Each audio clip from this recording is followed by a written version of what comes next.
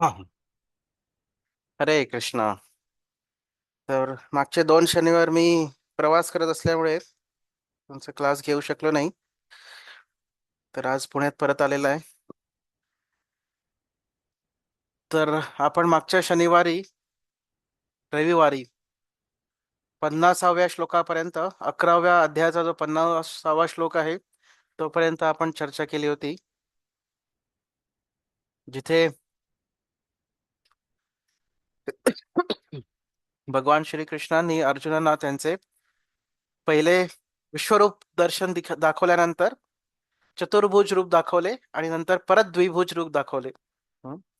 आणि अशा प्रकारे जे अर्जुन काल रूप बघून भयभीत झाले होते त्यांना परत शांत करण्यासाठी हे 2 सुंदर रूपे भगवंतांनी दाखवली.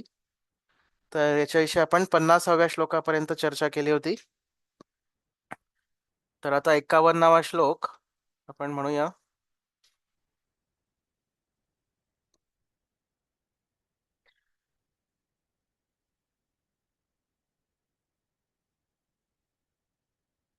तर याच्यात एक महत्वाचा मुद्दा असा होता की अर्जुनाला चतुर्भुज रूपाने देखील पूर्णपणे समाधान झाले नाही. हा तात्पर्यामध्ये प्रभुपादांनी एक मुद्दा खूप महत्वाचा सांगितला होता की एक विशेषतः जे कृष्ण भक्त असतात त्यांना नारायणाप्रती पण इतकं आकर्षण नसतं. म्हणजे ते नारायण भगवंतांची सेवा अर्चना पण करतात. त्यांना नमस्कार करतात, त्यांच्याविषयी त्यांना प्रार्थना अर्पण करतात, परंतु त्यांचं मूळ आकर्षण असतं भगवान श्रीकृष्णांशीच.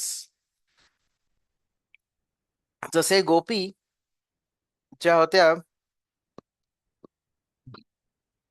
रासलीला जेव्हा कृष्ण खेळत होते तेव्हा कृष्ण अचानक रासलीलेमधून अप्रकट झालेत.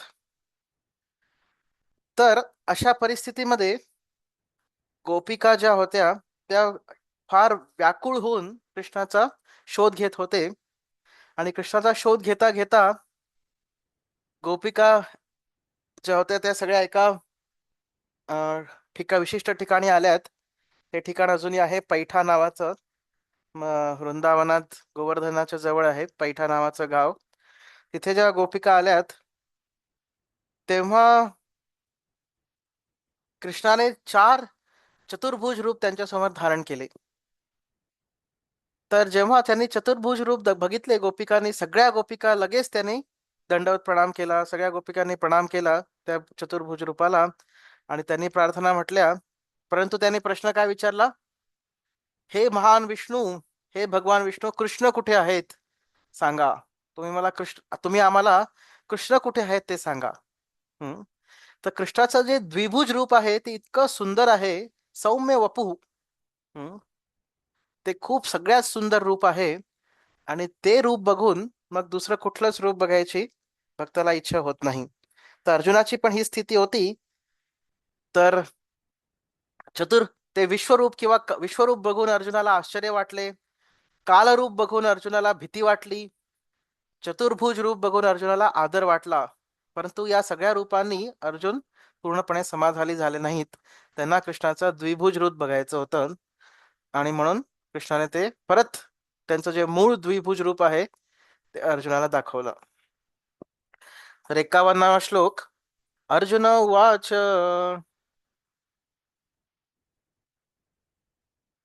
अर्जुन उवाच.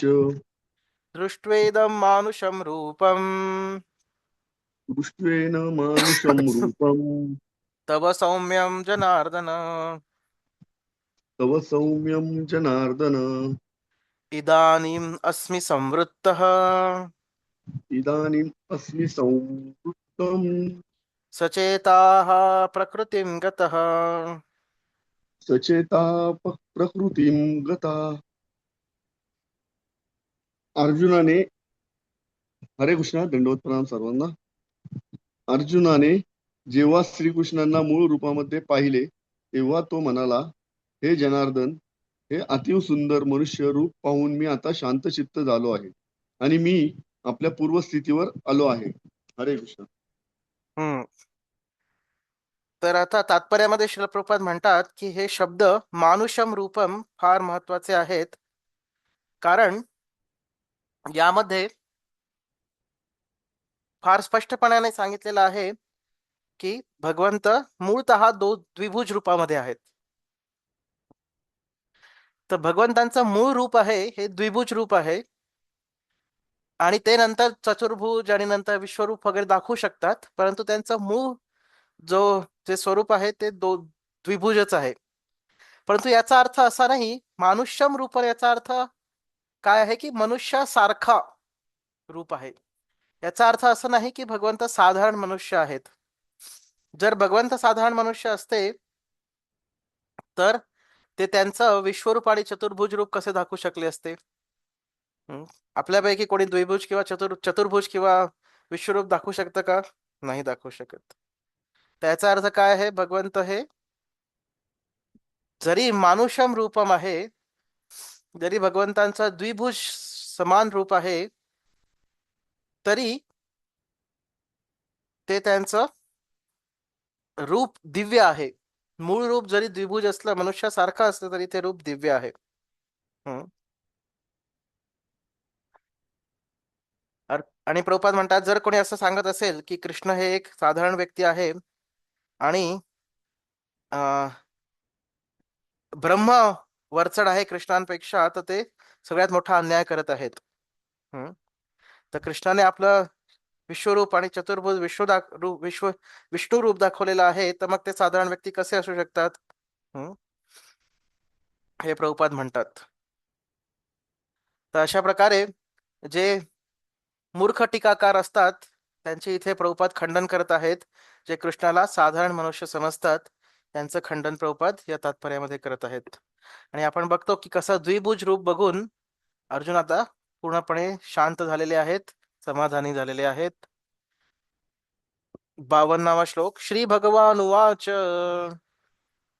श्री भगवान उवाच सुदुर्दर्शम इदम रूपम दुर्दर्शम इदं रूपम दृष्टवान असि यन्मम दृष्टवान असि यत् मम देवा अपि अस्य रूपस्य देवा अपि अस्य रूपस्य नित्यं दर्शनकाङ्क्षिणः.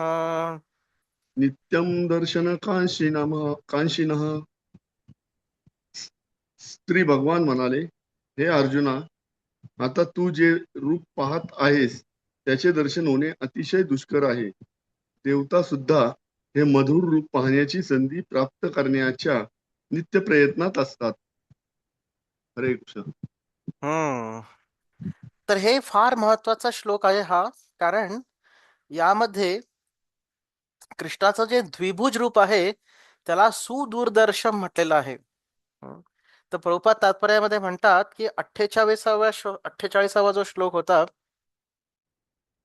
त्यामध्ये कृष्णाने जेव्हा अर्जुनाला विश्वरूप दाखवण्या त्याचा निष्कर्ष रूपामध्ये आलं होतं, त्याच्यात कृष्णाने अर्जुनाला म्हटले की हे जे विश्वरूप आहे हे कुठल्याही प्रकारच्या पुण्यकर्मानुसार किंवा यज्ञ वगैरे कर्म करून त्याच्यानुसार ते करून हे विश्वरूप बघणे शक्य नाही.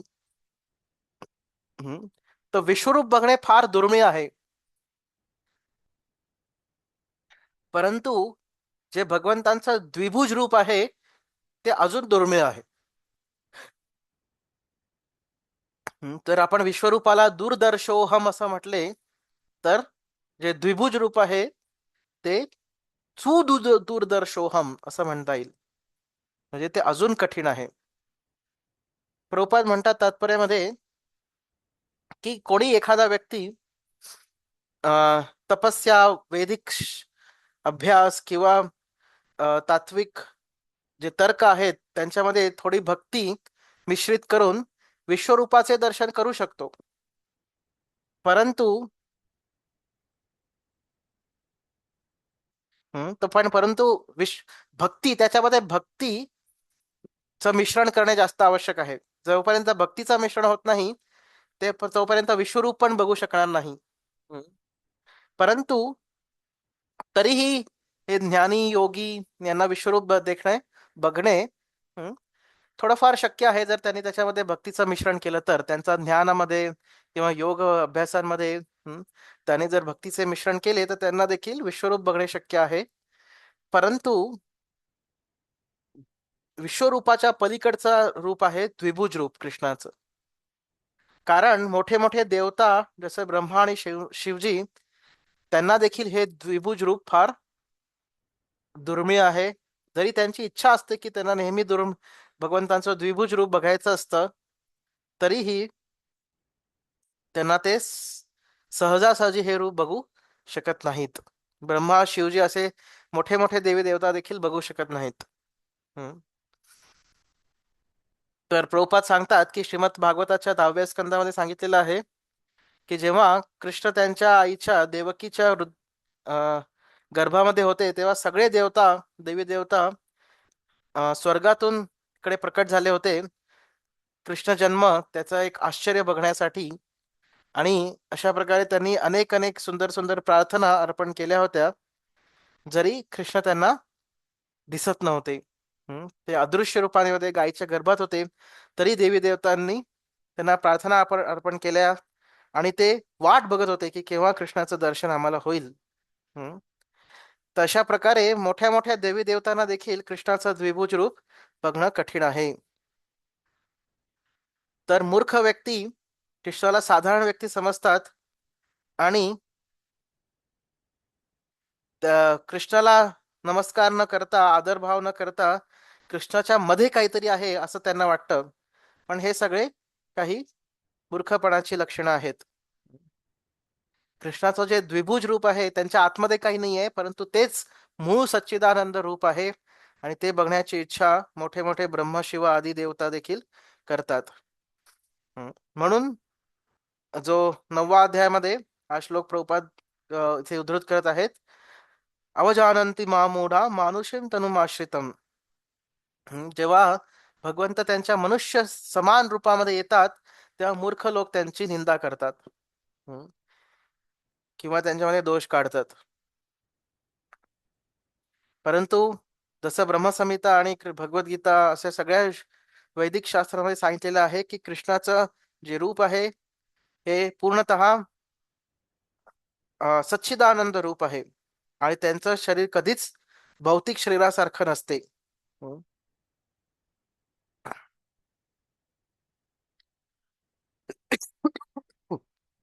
तर भौतिकवादी व्यक्ती कृष्णाला एक महान ऐतिहासिक व्यक्तिमत्व समजतात किंवा एक महान तत्ववेत्ते समजतात. परंतु कृष्ण केवळ ऐतिहासिक व्यक्ती किंवा तत्ववेत्ते नसून ते साक्षात भगवंत आहेत. हम्म. तर कधी कधी भौतिकवादी लोक तर असं मानतात की जरी कृष्ण फार शक्तिशाली होते, तरी त्यांना भौतिक रूप धारण करावं लागलं, भौतिक शरीर धारण करावं लागलं. तर याचा अर्थ काय की परम सत्य हे मूळतः किंवा अंततोगत्वा परम सत्य काय आहे, हे निराकार आहे. आणि जेव्हा परम सत्याला रूप घ्यायचं असेल तेव्हा ते एक भौतिक रूप घेऊन कृष्ण विष्णू या रूपांमध्ये परम सत्य अवतरित होते. तर हे भौतिकवादी लोकांचं निष्कर्ष असतो असा. परंतु हा पूर्णपणे चुकीचा निष्कर्ष आहे. निराकार ब्रह्मज्योती ही कृष्णाच्या द्विभुज रूपापासून येते. उलट नाहीये. निराकार ब्रह्मज्योतीपासून कृष्ण येत नाहीत, तर निराकार ब्रह्मज्योती ही कृष्णाच्या दिव्य रूपातून प्रकट होते, हे सत्य आहे. तर अशा प्रकारे हा एक मोठा गैरसमज आहे की कृष्ण निराकार आहेत किंवा परमसत्य मूळतः निराकार आहे. आणि जेव्हा त्याला पृथ्वी तलावर अवतार घ्यायचा असेल तेव्हा ते भौतिक प्रकृतीच्या आश्रयाने वेगवेगळी रूप धारण करतात. हा हा मोठा मोठा गैरसमज आहे. दुसरा एक मोठा गैरसमज काय आहे की कृष्णांचं, भगवंतांचं विश्वरूप हे जास्त महत्वाचं आहे आणि ते सर्वोपरी आहे. आणि त्यानंतर विश्वरूपानंतर कुठलं रूप येतं, नंतर द्विभुज रूप येतं, असे काही जण सांगतात. परंतु ते पण चुकीचं आहे.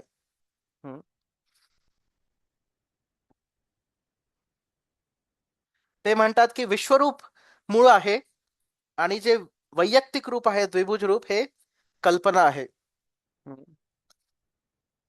त्याचा अर्थ काय, त्यांना वाटतं की अंततोगत्वा परम सत्य एक व्यक्ती नाहीये, असा त्यांचा गैरसमज असतो.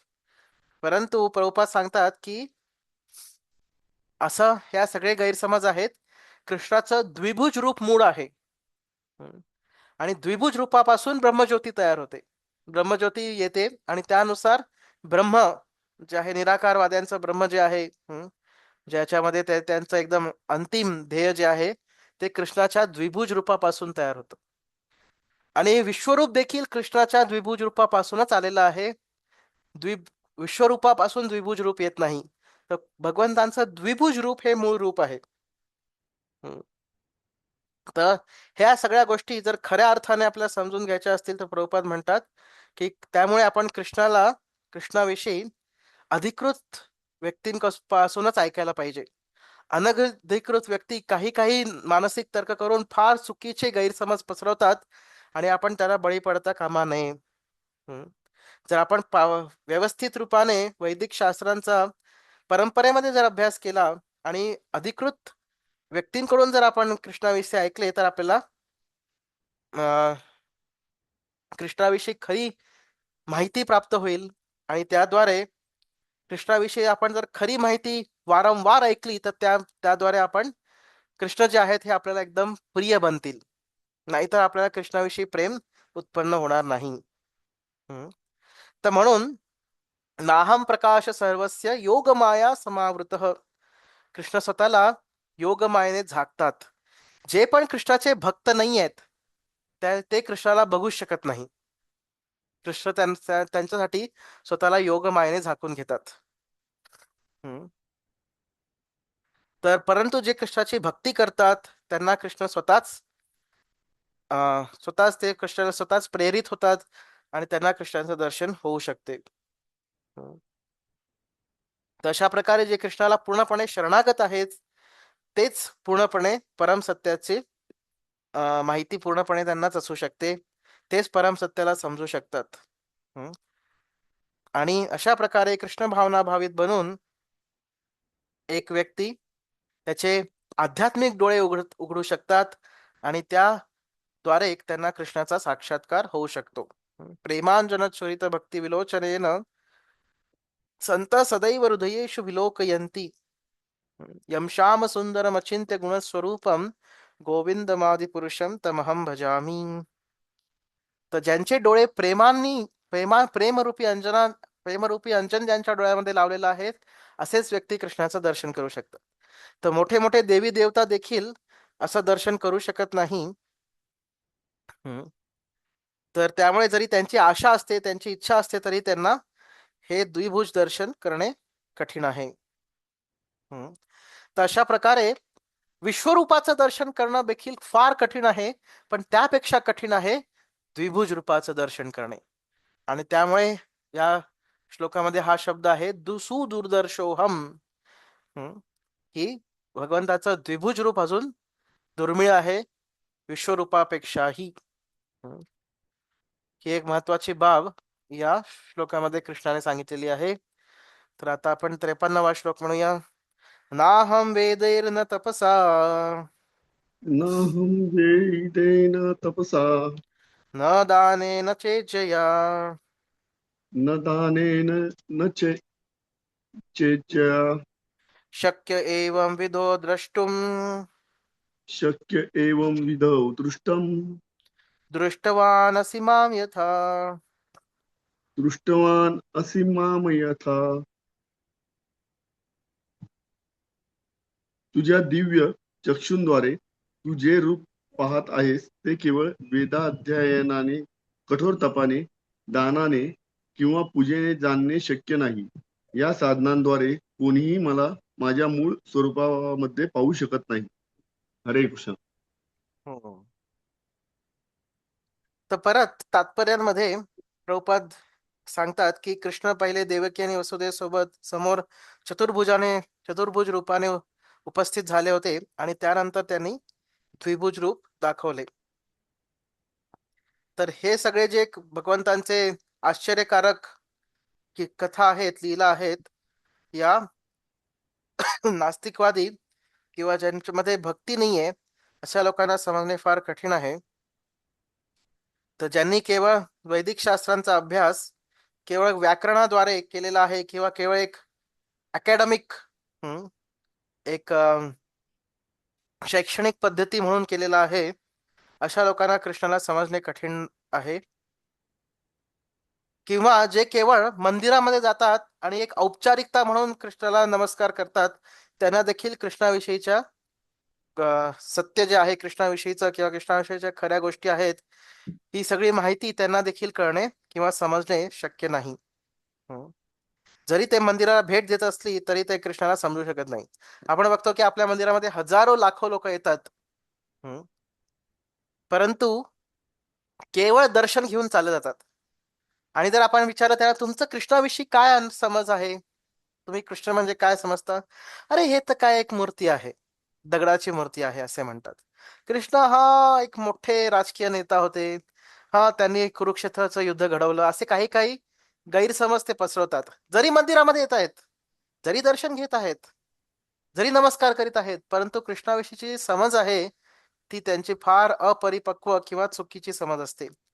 तर त्यामुळे केवळ मंदिरात येऊन नमस्कार करणे पुरेसं नाहीये, किंवा केवळ एक शैक्षणिक भाग म्हणून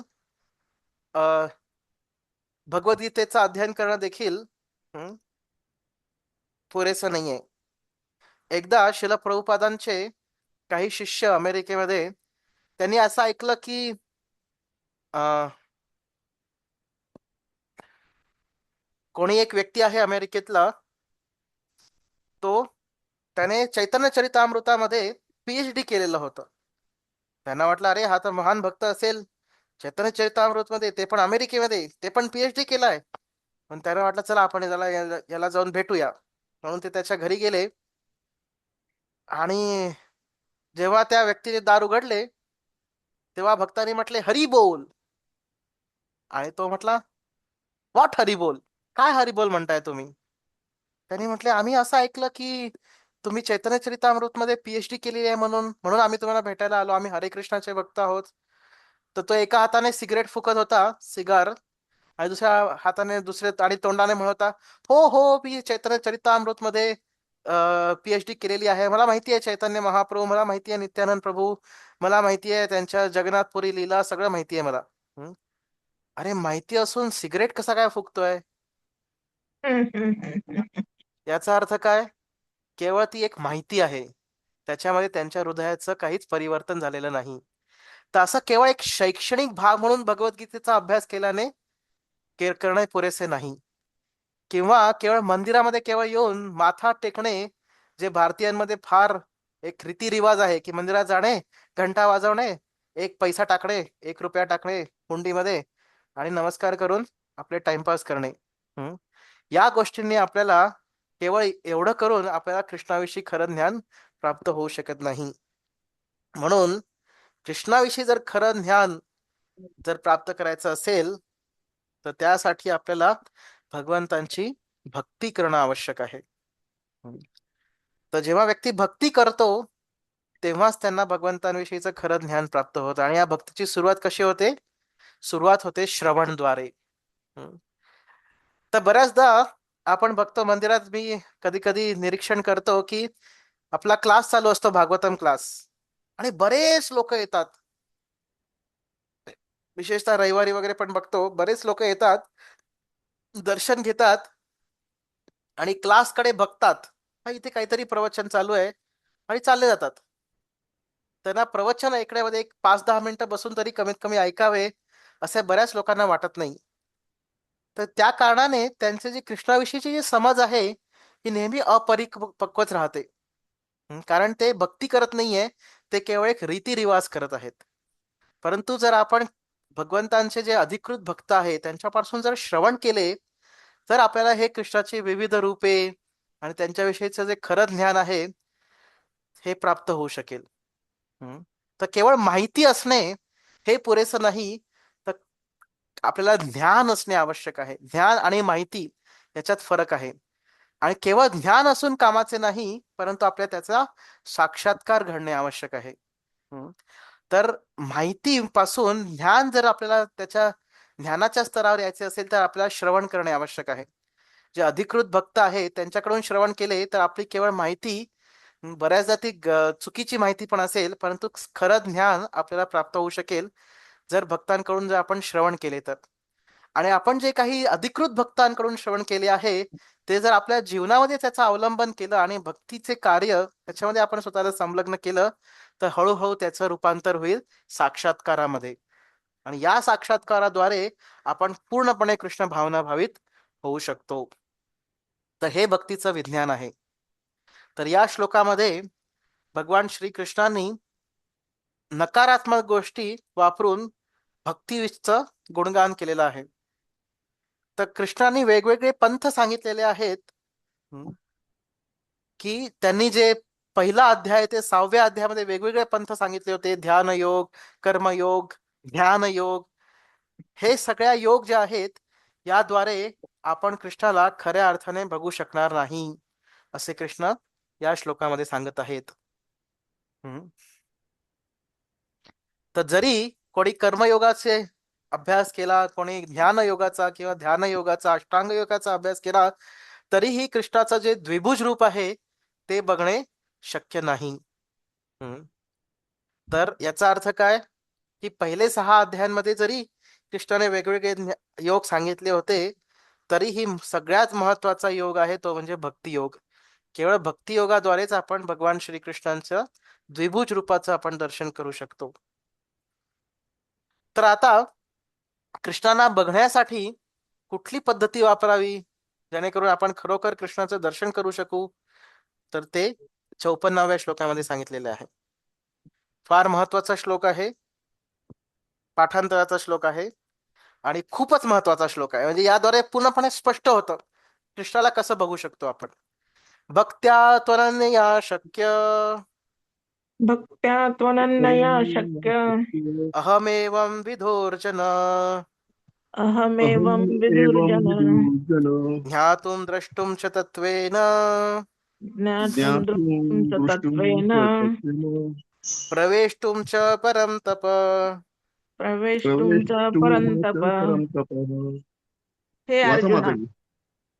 हे अर्जुना, मी जसा तुझ्या समोर उभा आहे तसे मला केवळ अनन्य भक्ती योगाने जाणणे शक्य आहे आणि या प्रकारे मला साक्षात पाहता येते. केवळ याच मार्गाने तू माझ्या रहस्यमय तत्वात प्रवेश करू शकतात. हरे कृष्ण. हम्म. त्यावर बघतो या श्लोकामध्ये एकदम स्पष्टपणे सांगितलेलं आहे. कुठल्याही प्रकारचे गोंधळ या श्लोकामध्ये नाहीये. भक्त्या तू अनन्यया शक्य अहम एव विदोर्जना.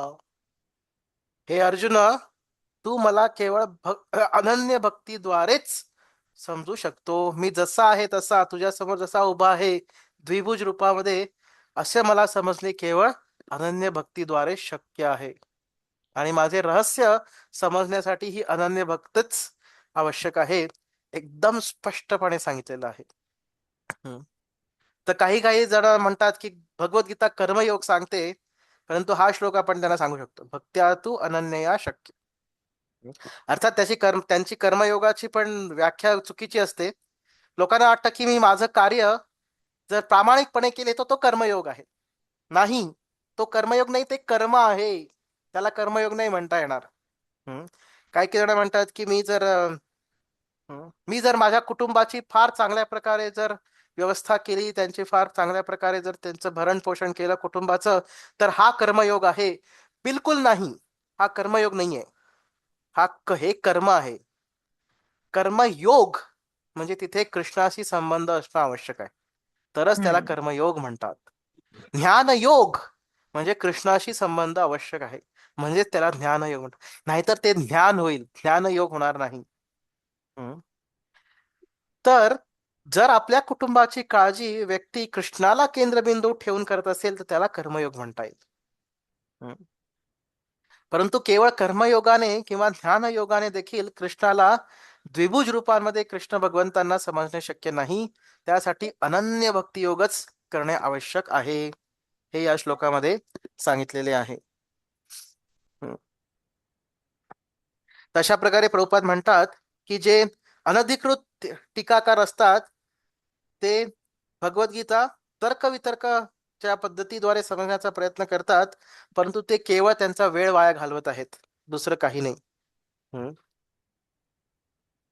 जोपर्यंत आपण भक्ती करत नाही तोपर्यंत कोणीच हे समजू शकत नाही की कृष्ण कसे आहेत, किंवा त्यांच्या चतुर्भुज रूपातून ते आपल्या आई वडिलांपासून कसा त्यांचा जन्म झाला, आणि त्यानंतर त्यांनी लगेच त्यांना द्विभुज रूपामध्ये कसे परिवर्तित केले.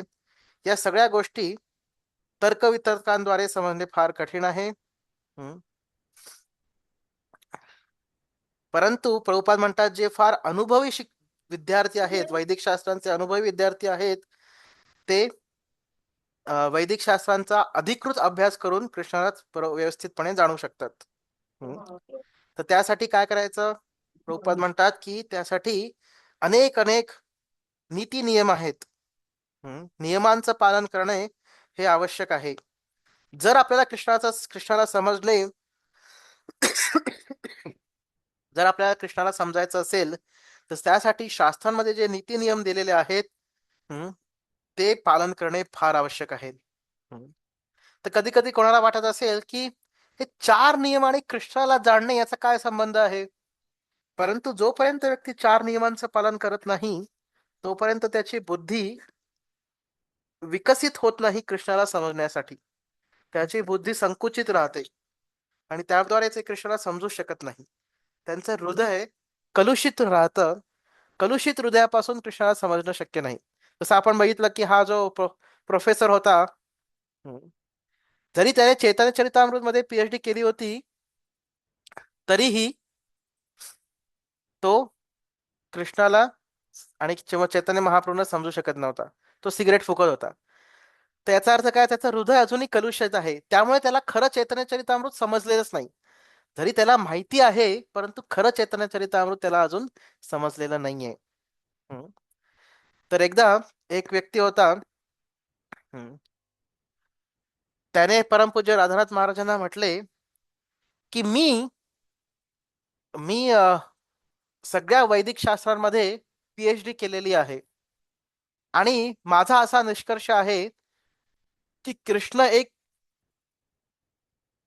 एक केवळ कूटनीती करणारे राजकीय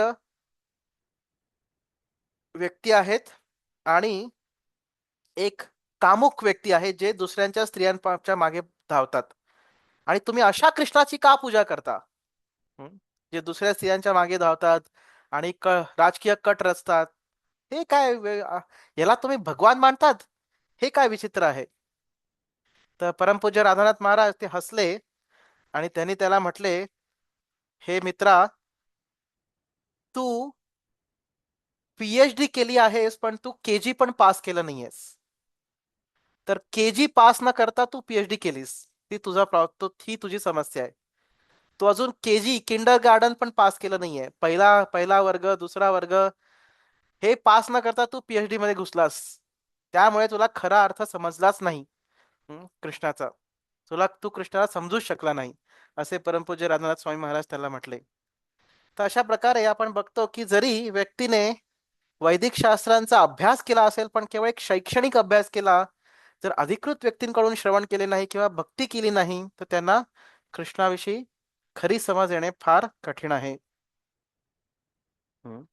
परंतु जे वैदिक शास्त्रांचे नीती नियमांचे पालन करतात आणि तपस्या करतात त्यांना हळूहळू कृष्णाविषयी खरी समज आणि नंतर साक्षात्कार प्राप्त होतो. प्रभुपाद उदाहरण देतात की आपल्याला कठोर तपस्या करणं आवश्यक आहे. कसे कठोर तपस्या? जन्माष्टमीच्या दिवशी पूर्णपणे उपवास ठेवणे, एकादशीच्या दिवशी, दोन्ही एकादशीच्या दिवशी उपवास करणे, नंतर कृष्ण भक्तांना दान देणे, कृष्ण भक्तीचा प्रचार करण्यासाठी दान देणे, या सगळ्या तपस्या आहेत. दान देणे पण तपस्या आहे, कारण की आपले पैसे फार कठीण असतात. आपण फार मेहनत करून पैसे कमवतो आणि असे आपले सगळ्यात प्रिय असे पैसे जर आपण दान देतो तर ती पण एक तपस्या आहे. परंतु अशा आपण जर तपस्या केल्या, कृष्ण भावनेच्या प्रसारासाठी जर आपण दान दिले किंवा उपवास केलेत, तर केवळ असे इकडचे तिकडचे उपवास नाही, परंतु जन्माष्टमी आणि एकादशीचे उपवास केले, तशा कृष्ण भावनाभावित तपस्या जर केल्या तर त्याद्वारे हळूहळू आपल्याला कृष्णाचे साक्षात्कार होतील. हळूहळू आपली कृष्ण भावनेमध्ये प्रगती होईल. प्रभुपाद म्हणतात की कृष्ण भावना ही संपूर्ण समाजासाठी एक महान वरदान आहे. आणि श्रील रूप गोस्वामी म्हणतात, नमो महावदन्याय कृष्ण प्रेम प्रदायते कृष्णाय कृष्ण चैतन्य नामने गौरत्विषे नमः. की चैतन्य महाप्रभू हे सगळ्यात उदार आहेत. का? कारण ते सगळ्यांना कृष्ण प्रेमाचं दान करत आहेत. सगळ्यात मौल्यवान वस्तू, कितीही पैसे असो किंवा हिरे रत्न किंवा काही पण असो, पण सगळ्या गोष्टींपेक्षा सगळ्यात मौल्यवान गोष्ट आहे ती म्हणजे कृष्ण प्रेम.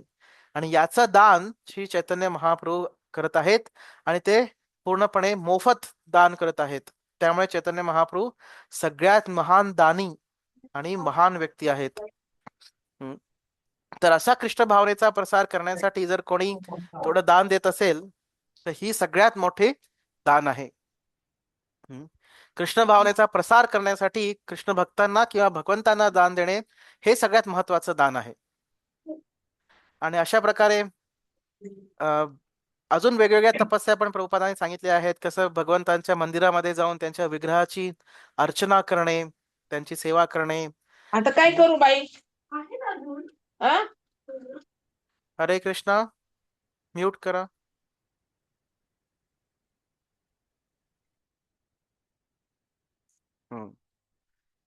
तर मंदिरामधून मध्ये जाऊन दान करणे किंवा मंदिरामध्ये जाऊन काही सेवा करणे, अर्चना करणे. तर अशा प्रकारे जर आपण कृष्णाची आराधना सेवा केली आणि तपस्या केल्यात तर हळूहळू आपल्याला कृष्णाविषयी ज्ञान जे आहे साक्षात्कार ते प्राप्त होईल. यस्य देवे परा भक्तीर यथा देवे तथा गुरौ तस्यैते कथिता अर्थ प्रकाशन्ते महात्मानः. श्वेताश्वतर उपनिषदामध्ये सांगितलेलं आहे की ज्या व्यक्तीचे भगवान श्रीकृष्णांवर आणि गुरूंवर अतूट विश्वास आहे, अशा व्यक्तींना भगवान श्रीकृष्ण आणि गुरु यांच्या कृपेद्वारे त्यांना भगवान श्रीकृष्णाचा साक्षात्कार होऊ शकतो. तर केवळ तर्कवितर्क करून कृष्णाला समजू शकणं शक्य नाही, परंतु त्याच्याऐवजी व्यक्तीला एक अधिकृत गुरूंच्या मार्गदर्शनाखाली ट्रेनिंग घेणं आवश्यक आहे. आणि जोपर्यंत ट्रेनिंग घेत नाही तोपर्यंत आपल्याला कृष्णाला समजणे शक्यच नाही. तर याच्यात तू हा शब्द वापरला आहे. भक्त्या तू अनन्यया शक्य. तू म्हणजे काय? दुसरी कुठलीच पद्धत, दुसरी कुठलाच मार्ग आपल्याला कृष्णाविषयी खरी समज देऊ शकत नाही. केवळ भक्तीद्वारेच आपण कृष्णाला समजू शकतो.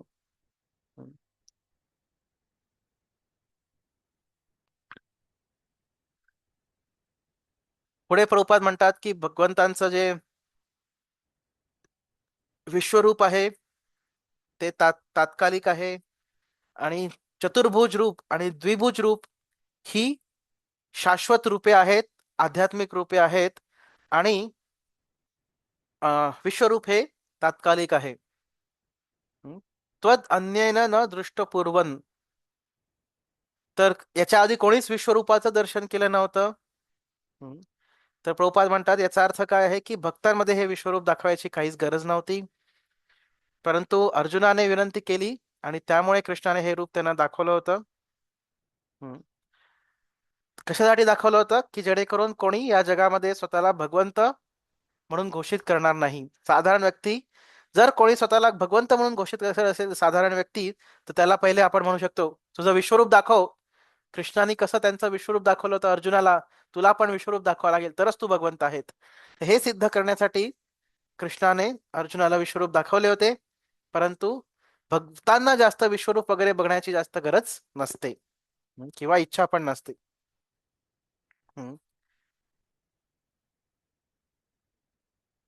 नंतर प्रभुपाद म्हणतात की मागच्या श्लोकांमध्ये जो न शब्द बऱ्याच वेळा वापरला होता, त्याचा अर्थ काय आहे की आपल्या शैक्षणिक क्षेत्रामध्ये जर कोणी किंवा वैदिक शास्त्रांचा शैक्षणिक जर अभ्यास केल्यामध्ये असेल तरी त्याचा विषय आपण गर्व करणे कामाचे नाही. कारण जोपर्यंत भक्ती करत नाही तोपर्यंत आध्यात्मिक जीवन हे समजणं शक्य नाही.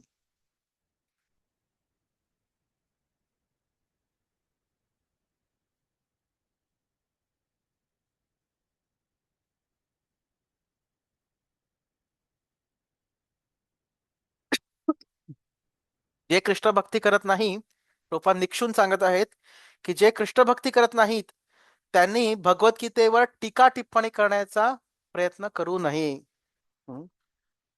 टीका टिप्पणी करणे म्हणजे खरोखर एक भगवंतांचा जो शुद्ध संदेश आहे त्याची तोडमरोड करणे आहे. केवळ भगवंतांचे भक्त त्यांनीच भगवद्गीतेवर टीका टिप्पणी केली पाहिजे, बाकी कोणीही टीका टिप्पणी करू नये. हं? तर प्रभुपाद पुढे म्हणतात की भगवान कृष्णाने त्यांचा विश्वरूपापासून चतुर्भुज रूपामध्ये स्वतःला रूपांतरित केले आणि नंतर परत त्यांचा नैसर्गिक द्विभुज रूपामध्ये स्वतःला रूपांतरित केले. याचा अर्थ काय की चतुर्भुज रूपे आणि बाकी सगळी जी रूपे वैदिक शास्त्रांमध्ये सांगितलेली आहेत सगळी द्विभुज रूपापासून आलेली आहेत. हम्म. कृष्ण त्यांच्या द्विभुज रूप हे त्यांचं भगवंतांचं मूळ रूप आहे. हम्म. आणि म्हणून कृष्ण या सगळ्या रूपांपासून थोडे वेगळे आहेत. जर कृष्ण विष्णू रूपापासून जरी थोडे वेगळे असतील तर ब्रह्माविषयी तर आपण काय समजू शकतो. ब्रह्मन जे आहे निराकार ब्रह्म त्यापासून तो थोडे वेगळे आहेतच. हम्म. प्रभुपाद पुढे म्हणतात की चतुर्भुज जरी कृष्णाशी फार समान असले, जसे महाविष्णू रूप किंवा दुसरे जी रूप आहेत चतुर्भुज रूप ही जरी कृष्णाचे जे द्विभुज रूप आहे त्याच्याशी समानच असले तरी त्यामध्ये थोडा फरक आहे. कारण ते सगळे कृष्णाचेच विस्तारित रूप आहेत. यस्यैकनिश्वसित कालमथावलंब्य जीवन्ति लोम विलजा जगदण्डनाथाः विष्णुर्महान् स हेयस्य कला विशेषो गोविंदमादिपुरुषं तमहं भजामि. हम्म. तर कधी कधी लोक विचारतात की तुम्ही म्हणता कृष्णापासून विष्णू येतात, पण आम्ही ऐकताय विष्णूपासून कृष्ण येतात. नाही, कृष्णापासून विष्णू येतात. कसं काय? हा श्लोक आहे ब्रह्मसंहितेचा. यस्यैक निश्वसत कालमथावलंब्य, ज्यांच्या श्वासातून अनेक अनेक ब्रह्मांडांची निर्मिती आणि त्यांचा नाश होतो श्वासोच्छ्वासाद्वारे, असे महाविष्णू ज्यांचे कला आणि विशेष आहेत म्हणजे ज्यांचे विस्तारित रूप आहेत तशा गोविंद कृष्णाला मी नमस्कार करतो असे ब्रह्माजी म्हणतात. विष्णुर महान महाविष्णू स इह यस्य कला विशेषो. जे महाविष्णू ज्यांचे कला विशेष आहेत म्हणजे ज्यांचे विस्तारित रूप आहेत असे कृष्ण आहेत, हे ब्रह्मसंहितेमध्ये सांगितलेलं आहे. तर जरी कृष्ण आणि विष्णू रूपांमध्ये भरपूर सामान्यता असली, भरपूर भरपूर साम्य असलं, जरी ते दोन्ही समानच असले तरी त्यांच्यामध्ये थोडा फरक आहे. कृष्ण हे मूळ रूप आहे आणि विष्णूचं रूप विस्तारित रूप आहे. तर अशा प्रकारे प्रभुपाद म्हणतात की आपण निष्कर्षाद्वारे पूर्ण हे सगळे निष्कर्ष समजून आपण कृष्णांचं वैयक्तिक रूपाची आराधना केली पाहिजे. जे कृष्णाचं सच्चिदानंद रूप आहे त्याची आराधना केली पाहिजे. कारण कृष्णाचं रूप हेच सगळ्या विष्णूंचा स्रोत आहेत, विष्णू रूपांचे स्रोत आहेत आणि कृष्ण हे सगळ्या अवतारांचे देखील स्रोत आहेत. भगवद्गीतेमध्ये देखील सांगितलेलं आहे आणि बऱ्याच वैदिक शास्त्रामध्ये देखील सांगितलेलं आहे. प्रभुपाद पुढे सांगतात गोपाल तापणी उपनिषदामधून सच्चिदानंद रूपाय कृष्णास्या क्लिष्टकारिणे नमो वेदांत वेद्याय गुरवे बुद्धी साक्षिणे. की मी माझे दंडवत प्रणाम श्री कृष्णाला करत आहेत ज्यांचे रूप सच्चिदानंद आहे, दिव्य सच्चिदानंद रूप आहे. मी त्यांना नमस्कार करीत आहे कारण त्यांना समजणे याचा अर्थ आपण वैदिक शास्त्रांना समजणे आहे आणि त्यामुळे ते सगळ्यात महान आध्यात्मिक गुरु आहेत. तर जे कोणी कृष्णाला समजतात ते वैदिक शास्त्रांना आपोआपच समजतात. कृष्णो वै परमम दैवतम, कृष्णच परम दैवत आहेत. हे गोपाल तापणे उपनिषदामध्ये सांगितले आहे. एको वशी सर्व गह कृष्ण ईड्य, कृष्णच हे एकटेच अर्चना करण्यायोग्य आहेत. हे आपल्या अर्चनेचे उद्दिष्ट आहेत केवळ कृष्णच. एकोपी सन बहुधा यो अवभाती. कृष्ण एक आहेत, परंतु ते अनेक अनेक अगणित रूपांमध्ये स्वतःला विस्तारित करतात. हे सगळं गोपाल तापणी उपनिषदामध्ये सांगितलेलं आहे. तसंच आपल्या ब्रह्मसंहितेचा फार प्रसिद्ध श्लोक आपल्याला माहिती आहे. ईश्वर परम कृष्ण सच्चिदानंद विग्रह अनादिरादिर गोविंद सर्व कारण कारणम. कृष्ण यांचं सच्चिदानंद रूप आहे. त्यांचा कुठेच सुरुवात नाही आणि ते सगळ्यांचे मूळ आहेत आणि ते सगळ्या कारणांचे कारण आहेत.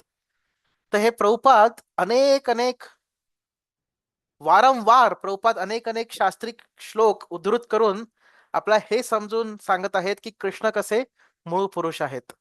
हम्म. बऱ्याच ठिकाणी आपण जे अर्थात आपण आता 9व्या अध्यायापासून सुरुवात केली होती आणि बऱ्याच तात्पर्यामध्ये प्रभुपादांनी अनेक अनेक शास्त्रांचं प्रमाण देऊन हे सिद्ध केलेलं आहे की कृष्णच मूळ पुरुष आहेत. कृष्णच सर्वोपरी सर्वोत्तम भगवंत आहेत. पूर्ण पुरुषोत्तम भगवंत कृष्णच आहेत. पुढे प्रभुपाद म्हणतात, यत्रावतीर्णम कृष्णाख्यम परम ब्रह्म नराकृती. परम सत्य हे व्यक्ती आहे, त्यांचं नाव कृष्ण आहे आणि ते कधी कधी या पृथ्वी तलावर अवतरित होतात. हे देखील वैदिक शास्त्रामध्ये सांगितलेलं आहे. नंतर श्रीमद भागवतामध्ये 24 प्रकारच्या भगवंतांचे जे अवतार आहेत त्यांची माहिती दिलेली आहे आणि त्यामध्ये कृष्णाचं पण नाव येतं. परंतु शेवटी काय म्हटलेलं आहे, एते चांश कला पुंसः कृष्णस्तु भगवान स्वयं इंद्रारी व्याकुलम लोकम मृडयंती युगे युगे. की हे सगळे जे सांगितले आहेत हे कृष्णाचे अवतार आणि अंशकला आहेत. परंतु कृष्णस्तु भगवान स्वयं, कृष्ण स्वतःच स्वयं भगवान आहेत. तर कृष्ण अवतार नसून अवतारी आहेत. आणि कृष्णा भगवंतांनी स्वतःच म्हटले होते, मत्त परतरम नान्यत किंचित असते धनंजय. हे धनंजया, माझ्यापेक्षा सर्वतोपरी माझ्यापेक्षा वरती कोणीच नाही, माझ्यापेक्षा वरचढ कोणीच नाही. नंतर भगवद्गीतेमध्ये परत कृष्णाने सांगितलं होतं, अहम आदिर्हि देवानाम, मी सगळ्या देवतांचा स्रोत आहे, हे पण कृष्णाने म्हटले होते. नंतर अर्जुनाने देखील याची पुष्टी दिली होती, परम ब्रह्म परम धाम पवित्रम परमम भवान. हे भगवंता, हे कृष्णा, तुम्ही परम ब्रह्म आहात, तुम्ही परम धाम आहात, तुम्ही पूर्णपणे पवित्र आहात. हे सगळं म्हटले होते. आणि नंतर भगवंताने त्यांचे विश्वरूप देखील दाखवले. तर अशा प्रकारे कृष्णाचं मूळ रूप आहे हे कृष्ण रूप आहे, द्विभुज रूप. आणि त्यांच्यापासून जे विश्वरूप येते, हजारो हजारो हात आणि मुख आणि जे डोके असणारे जे विश्वरूप आहे ते विश्वरूप भगवान श्रीकृष्णांपासूनच प्रकट होते. हे विश्वरूप अशा व्यक्तींना दाखवले जाते ज्यांचं कृष्णावर काहीच प्रेम नाही. जे व्यक्ती कृष्णावर प्रेम करत नाही त्यांना भगवंतांची महानता समजवण्यासाठी म्हणून विश्वरूपाचं दर्शन दिले जाते, परंतु ते भगवंतांचं मूळ रूप नाही. तशा प्रकारे जे शुद्ध भक्त असतात त्यांना भगवंतांचं विश्वरूप आकर्षित वाटत नाही, परंतु त्यांना भगवंतांची जी मूळ रूप आहेत वेगवेगळी त्याविषयी त्यांना आकर्षण वाटते आणि त्याद्वारे ते भगवंतांसोबत प्रेमाचे आदान प्रदान करतात. तर अर्जुन देखील हे पण भगवंतांशी फार निकट संबंधामध्ये त्यांचा भगवंतांशी निकट संबंध होता. विशेषतः ते भगवंताचे फार निकट मित्र होते आणि त्यामुळे भगवंतांचं जे विश्वरूप आहे हे त्यांना फार आवडत नव्हतं, त्यांना फार आनंद देणारं नव्हतं. ते अर्जुनाला केवळ भीती प्रदायक होतं. तर अशा प्रकारे म्हणून त्यांनी परत कृष्णाला त्यांचं मूळ रूप दाखवण्याची इच्छा व्यक्त केली. तर अर्जुनाने कृष्णाचं द्विभुज रूप नेहमी बघत होते आणि त्यांनी कधीतरी विश्वरूप बघितलं. आताच मागच्या श्लोकांमध्ये आपण चर्चा केली की भगवंतांचं द्विभुज रूप बघणं जास्त कठीण आहे. जरी विश्वरूप बघणं देखील कठीण आहे, परंतु द्विभुज रूप बघणं जास्त कठीण आहे. परंतु अर्जुन भगवंतांचं द्विभुज रूप नेहमी बघत होते, सारखे बघत होते. याचा अर्थ काय आहे की अर्जुन यांच्याकडे दिव्य दृष्टी होती, ज्याद्वारे सगळ्यात कठीण बघण्यासाठी जे कठीण असं द्विभुज रूप आहे हे अर्जुन सारखे सतत बघत होते. याचा अर्थ अर्जुन हे भगवंतांचे शुद्ध भक्त होते आणि त्यांची जी डोळे होते, त्यांची जे दृष्टी होती ती शुद्ध भक्ताची दृष्टी होती. हम्म. त्यामुळेच त्यांना विश्वरूपाशी काहीच आकर्षण झाले नाही. हम्म. परंतु जे कर्म पद्धतीद्वारे किंवा ध्यान पद्धतीद्वारे स्वतःचा उद्धार करण्याचा प्रयत्न करतात, त्यांना विश्वरूपाविषयी फार आश्चर्य वाटतं. परंतु जे भगवंतांचे भक्त असतात त्यांना द्विभुजच रूप चांगलं वाटतं. त्यांना द्विभुज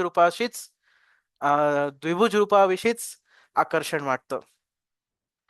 तर अशा प्रकारे या श्लोकामध्ये भक्तीच विषयी प्रत्यक्ष रूपाने भक्तीचं गुणगान केलेलं आहे.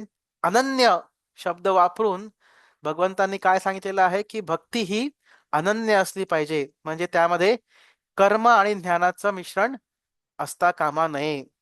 हम्म. तर रूप गोस्वामी देखील शुद्ध भक्तीची व्याख्या देतात.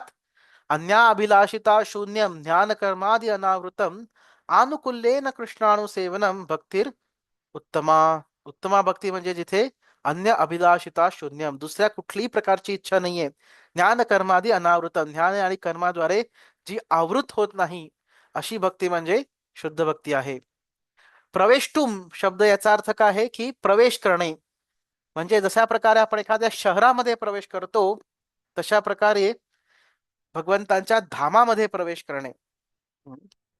त्याचा प्रवेश तुमचा या शब्दाचा अर्थ आहे. याचा अर्थ आपण भगवंत म्हणत नाही, परंतु भगवंतांच्या धामामध्ये प्रवेश करतो. तर हा होता 54वा श्लोक. आता आपण 55वा श्लोक म्हणूया. मत कर्म कृन मत परमो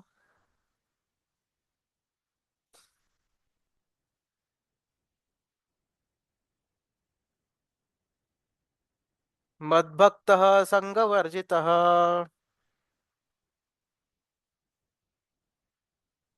निर्वैरः सर्वभूतेषु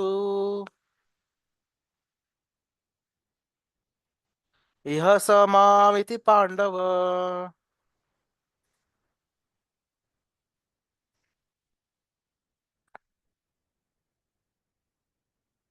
म्हणू का?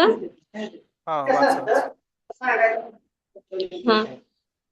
मत्कर्म कृन्मत परमो मद्भक्तः संगवर्जितः निर्वैरः सर्वभूतेषु यः मामेति पांडव. भाषांतर. हा.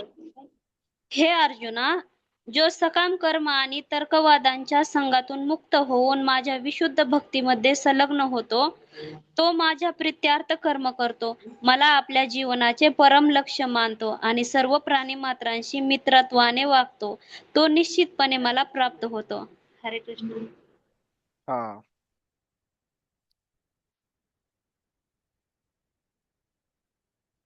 तर प्रभुपाद म्हणतात की ज्याला पण भगवान श्रीकृष्णांशी भगवान श्रीकृष्णांच्या कृष्ण लोकामध्ये ज्यांना प्रवेश करायचा असेल आणि भगवान श्रीकृष्णांशी निकट संबंध प्रस्थापित करायचा असेल, त्यांनी या पद्धतीला स्वीकार करणे आवश्यक आहे.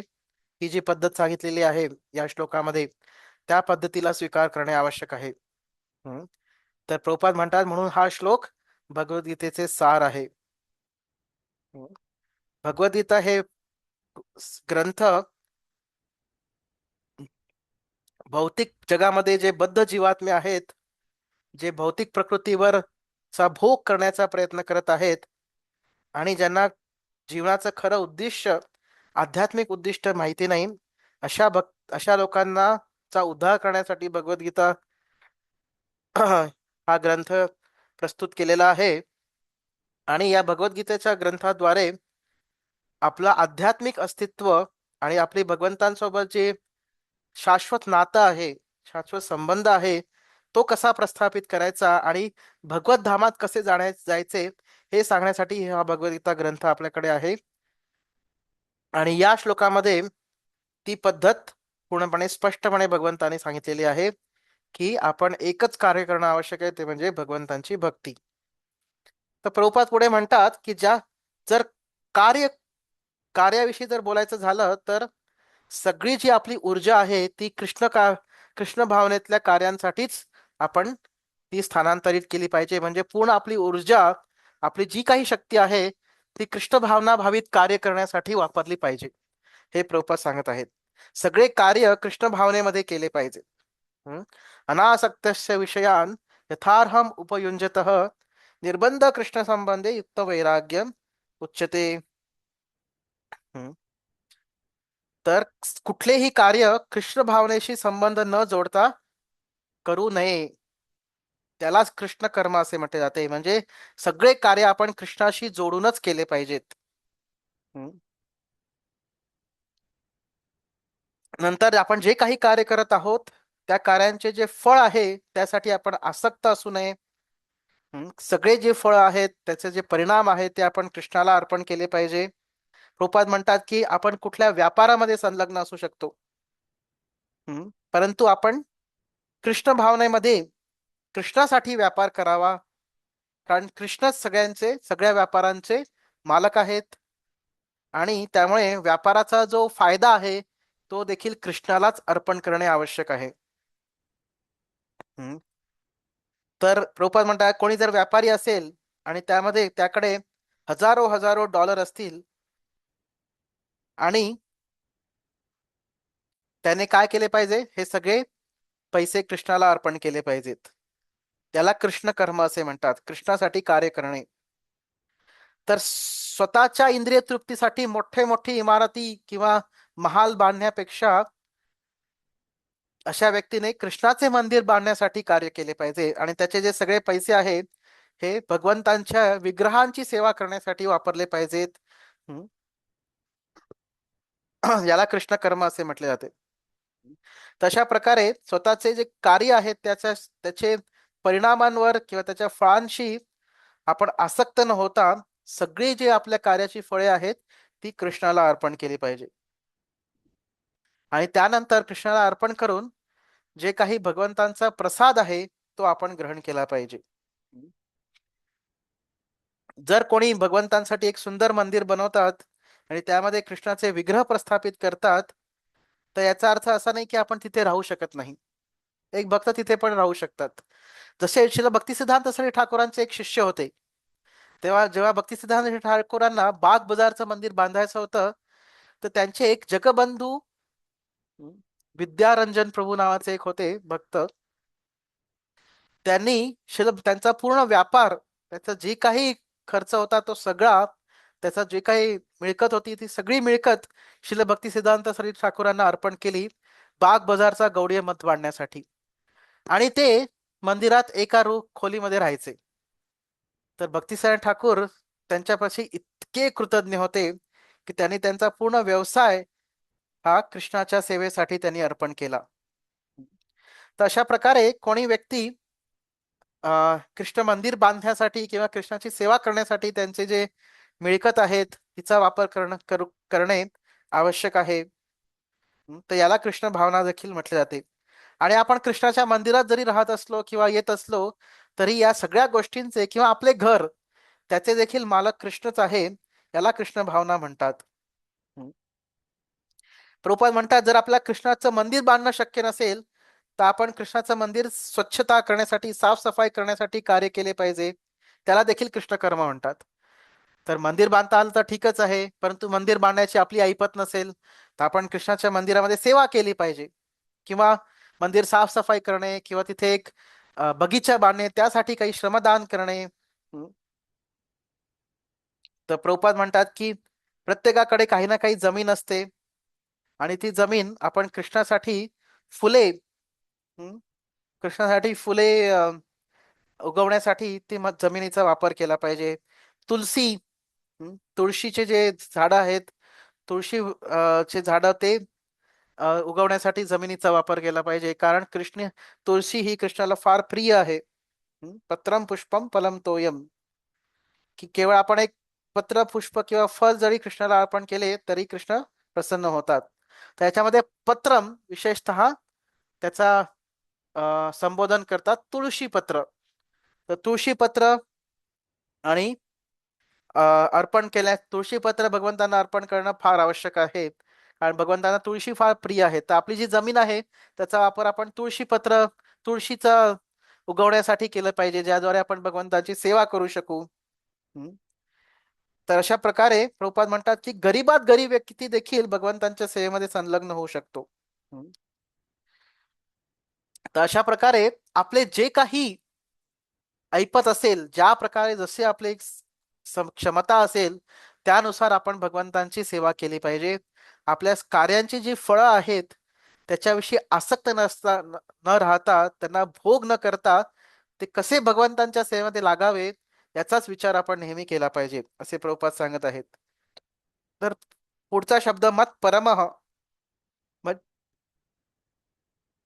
म्हणजे व्यक्तीने कृष्णाचा जो संघ आहे, हम्म, त्यांच्या आध्यात्मिक जगामध्ये कृष्णाचा संघ हेच आपल्या सगळ्या जीवनाचं सर्वस्व मानले पाहिजे. हम्म. तर अशा प्रकारे असे व्यक्ती स्वर्ग लोकात किंवा चंद्र लोकात किंवा दुसऱ्या लोकांमध्ये जाण्याची इच्छा करत नाहीत, ब्रह्मलोकामध्ये पण जाण्याची इच्छा करत नाहीत, परंतु ते केवळ आध्यात्मिक जगामध्ये भगवान श्रीकृष्णांच्या धामामध्ये जाण्याची इच्छा करतात. हम्म. आणि आध्यात्मिक जगतामध्ये ते ब्रह्मज्योतीमध्ये देखील विलीन होण्यामध्ये त्यांचं स्वारस्य नसते, त्यांना ब्रह्मज्योतीमध्ये विलीन होण्याची पण इच्छा नसते, परंतु त्यांना केवळ भगवंतांचे जे कृष्ण लोक गोलोक वृंदावनमध्ये जाण्याची इच्छा असते. हम्म. तर अशा प्रकारे मत परमः.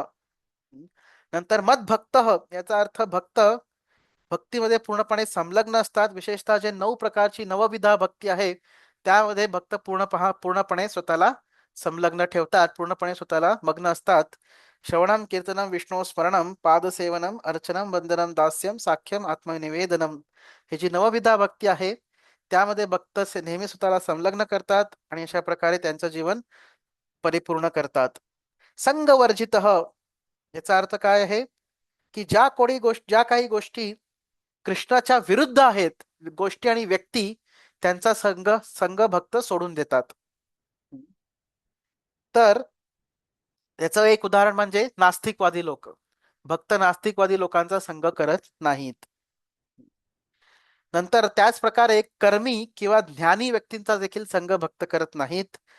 भक्त कोणाचा संघ करतात? केवळ दुसऱ्या भक्तांचा संघ करतात.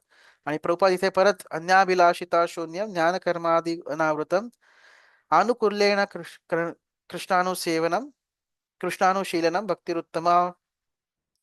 ज्या कोणाला शुद्ध भक्ती करायची असेल तर त्याने सगळ्या प्रकारचे भौतिक कल्मशांपासून स्वतःला मुक्त केले पाहिजे. आणि सगळ्या प्रकारचे जो संघ आहे, कर्मयोगी कर्मी किंवा ज्ञानी, अशा व्यक्तींच्या संघापासून देखील स्वतःला मुक्त केले पाहिजे. तशा प्रकारे जेव्हा व्यक्ती स्वतःला अशा दुःसंगांपासून किंवा चुकीच्या संघापासून व्यक्ती स्वतःला मुक्त करतो आणि भौतिक ज्या इच्छा आहे त्याच्यापासून स्वतःला मुक्त करतो, त्याद्वारे व्यक्ती स्वतःला भगवंतांचे अनुकूल भावाने भगवंतांचे ध्यान जोपासू शकतो आणि त्याला शुद्ध भक्ती असे म्हटले जाते. अनुकूल्यस्य संकल्प प्रतिकूल्यस्य वर्जनम, हरिभक्ती विलास मध्ये म्हटलेले आहेत. कृष्ण भावनेसाठी जे काही अनुकूल आहे त्याचा स्वीकार करणे, कृष्ण भावनेच्या साठी जे काही प्रतिकूल आहे त्याचा त्याग करणे, याला कृष्ण भावना म्हटले जाते. नंतर कृष्णाविषयी आपण स्मरण केले पाहिजे आणि कृष्णाविषयी अनुकूल भावाने कार्य केले पाहिजे, प्रतिकूल भावाने कार्य करू नये. कंस देखील कृष्ण भावना भावित होते. 24 तास कंस कृष्णाविषयी विचार करत होता, परंतु कंस 24 तास विचार करत होता प्रतिकूल भावाने. कृष्णाला कसे मारावे या भावनेने तो कृष्णाचा विचार करत होता. त्याला भक्ती नाही म्हणता येणार. जरी कृष्णाला कंसाचा जरी मुक्ती प्राप्त झाली तरी कंसाचं जे 24 तास चिंतन होतं कृष्णाचं, त्याला भक्ती मानता नाही येणार, कारण ती प्रतिकूल भावामध्ये होतं चिंतन. तशा प्रकारे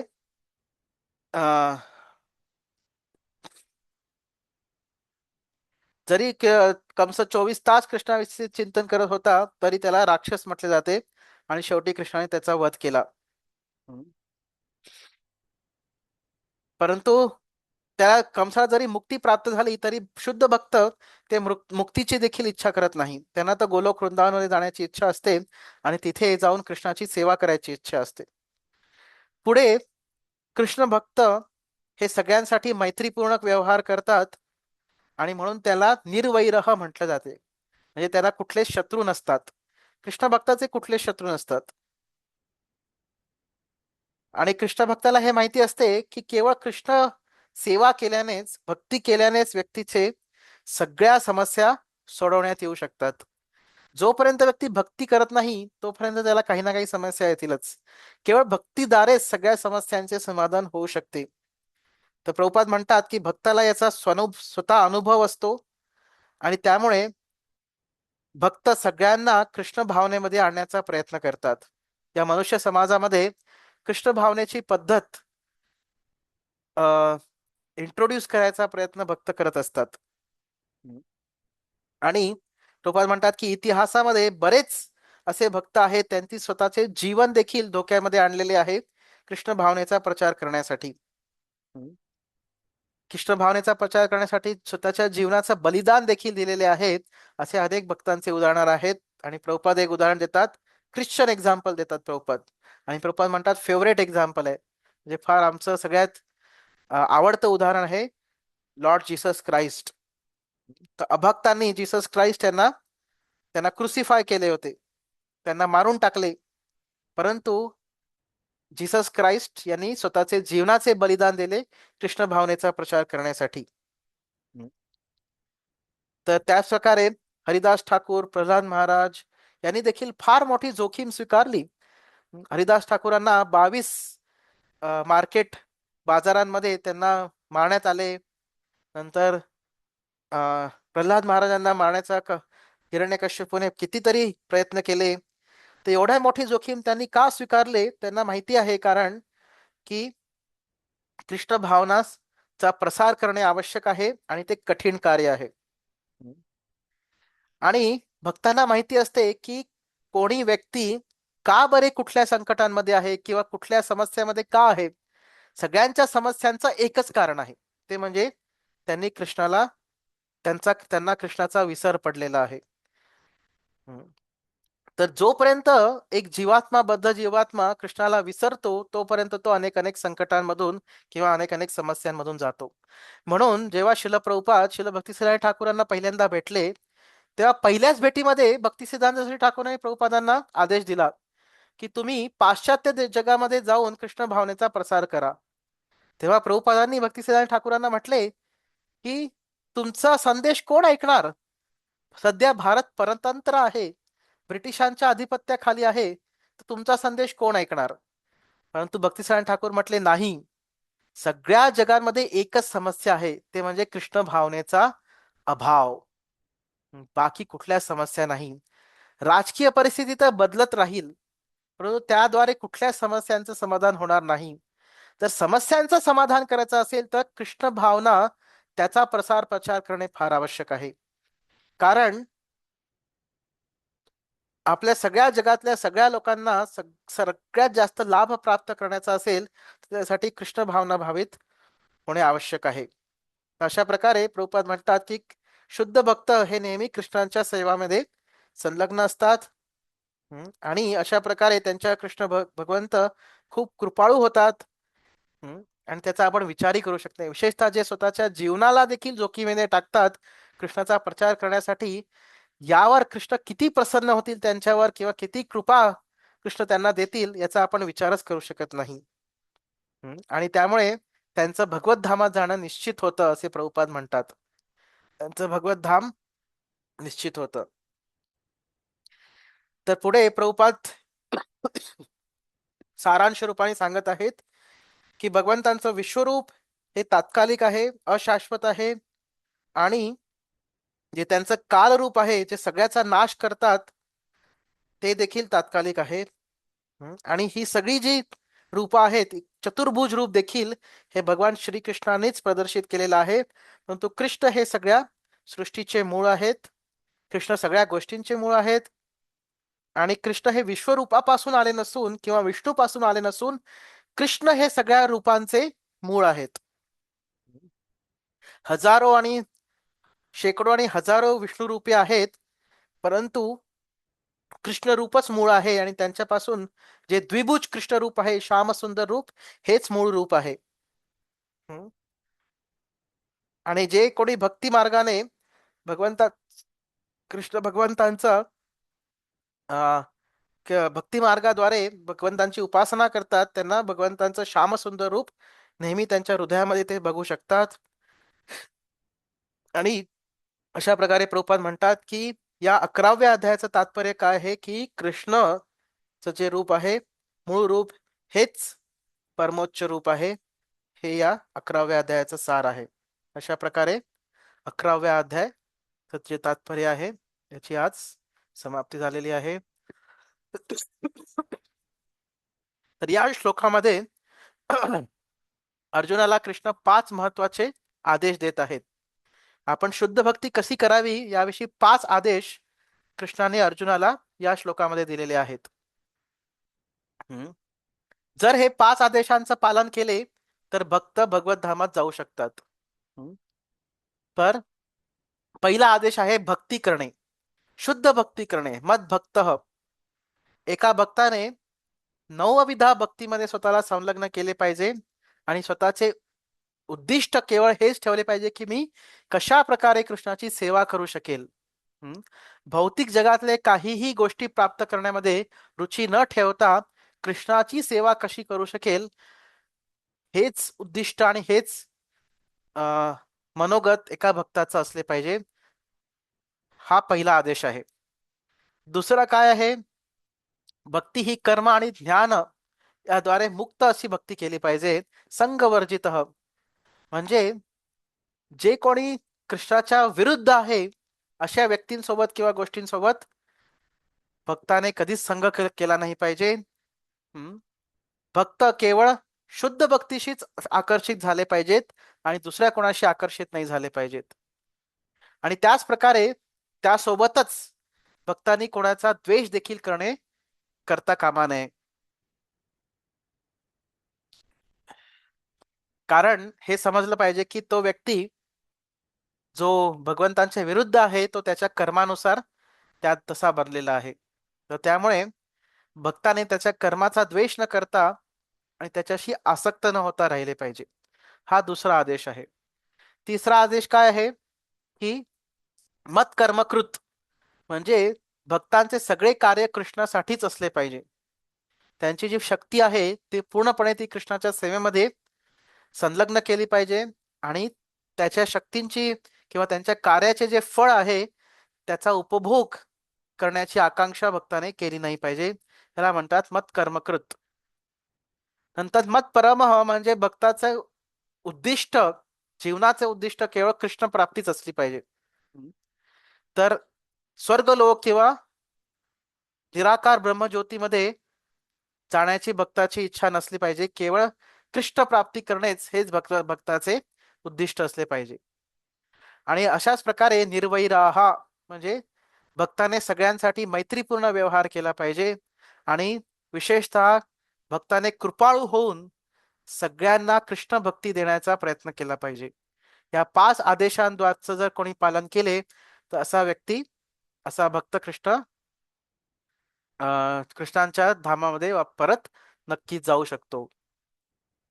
तर 7व्या अध्यायामध्ये कृष्ण भगवंतांनी स्वतःला परमोच्च भगवान म्हणून प्रस्थापित केले होते आणि भगवंतांनी सांगितले होते की या जगातल्या सगळ्या गोष्टी कृष्णाच्या 2 प्रकारच्या शक्तींचेच विस्तारित रूप आहे हे समजले पाहिजे.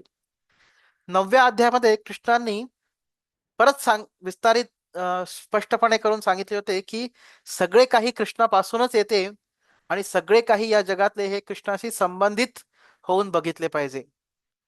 तर 9वा अध्याय भगवंतांनी त्याच्या निष्कर्षामध्ये सांगितले होते की कुठल्याही प्रकारचा जन्म असो तरी व्यक्ती भगवंतांच्या दिव्य सेवेमध्ये संलग्न होऊ शकतो. 10व्या अध्यायामध्ये कृष्णाने हे त्यांचे जे वेगवेगळे ऐश्वर्य होते ते सांगितले होते, त्याचे वर्णन केले होते आणि सांगितले होते की अहम सर्वस्य प्रभो मत्तः सर्वं प्रवर्तते, की मी सगळे आध्यात्मिक आणि भौतिक जगांचा स्रोत आहे, सगळे काही माझ्याकडूनच येते. आणि 10व्या अध्यायाच्या शेवटी कृष्णाने म्हटले एकांशेन स्थितो जगत, माझ्या केवळ एका अंशाद्वारे मी संपूर्ण सृष्टीचं संवर्धन आणि संरक्षण करत आहेत आणि मी सृष्टीमध्ये व्यापून उरलेलो आहे केवळ माझ्या एका अंशाद्वारे. हे देखील 10व्या अध्यायाच्या शेवटी कृष्णाने सांगितले होते. तर हे सगळ्या प्रकारचं गुह्य ज्ञान अर्जुनाला सांगितल्यानंतर कृष्णांनी त्यांचे शब्द केवळ त्यांनी बोलले नाहीत, परंतु त्यांचे शब्द त्यांनी सिद्ध केलेत. कसे? त्यांचा विश्वरूप दाखवून. तर कृष्णाने केवळ स्वतःला परमोच्च भगवान म्हटले नाही, परंतु ते कसे परमोच्च भगवान आहेत हे सिद्ध देखील केले विश्वरूप दाखवून. अर्जुनाला विश्वरूप दाखवला आणि त्याद्वारे विश्वरूपाद्वारे अर्जुन, संजय आणि देवतांना समोर हे सिद्ध केले की ते स्वतः मूळ पुरुष, पूर्ण पुरुषोत्तम भगवंत आहेत. तर अशा प्रकारे कृष्णांनी भविष्य काळातील जे कोणी लोक स्वतःला भगवंत मानतील त्यांच्यासाठी एक क्रायटेरिया, त्यांच्यासाठी एक लक्षण त्यांनी सिद्ध केलेलं आहे की जर कोणी स्वतःला भगवंत मानत असेल किंवा भगवंत सांगत असेल, त्याने विश्वरूप दाखवण्याची तयारी असली पाहिजे. तर चैतन्य महाप्रभूंनी देखील त्यांचे विश्वरूप दाखवले होते श्रीवास ठाकूरांच्या घरी. याची आपण चर्चा आधी केली होती. तर अशा प्रकारे हा 11वा अध्याय संपलेला आहे. कोणाचे काही प्रश्न आहेत? नाही तर आपण 12वा अध्याय चालू करूया.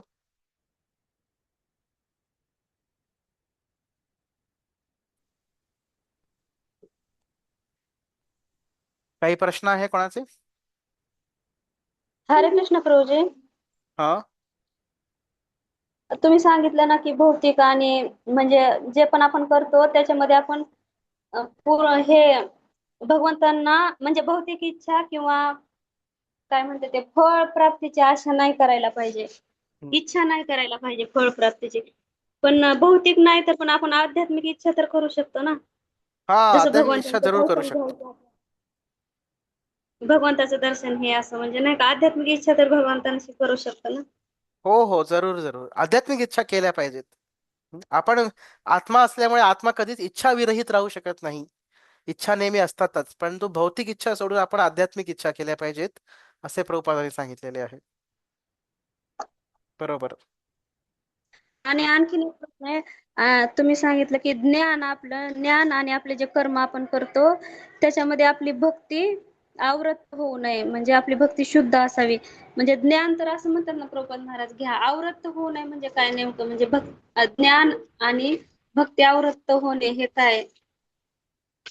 तर याच्याविषयी विशेष चर्चा, याच्याविषयी पूर्ण डिटेलमध्ये चर्चा होईल भक्ती रसामृत ग्रंथ, जेव्हा तुम्ही नेक्टर ऑफ डिवोशन भक्ती रसामृत ग्रंथ याच्याविषयी जेव्हा चर्चा होईल त्याच्यामध्ये याच्याविषयी डिटेलमध्ये चर्चा होईल. पण एक तुम्हाला थोडक्यात सांगायचं म्हणजे काय की भक्ती जी आहे आपली ती शुद्ध असली पाहिजे.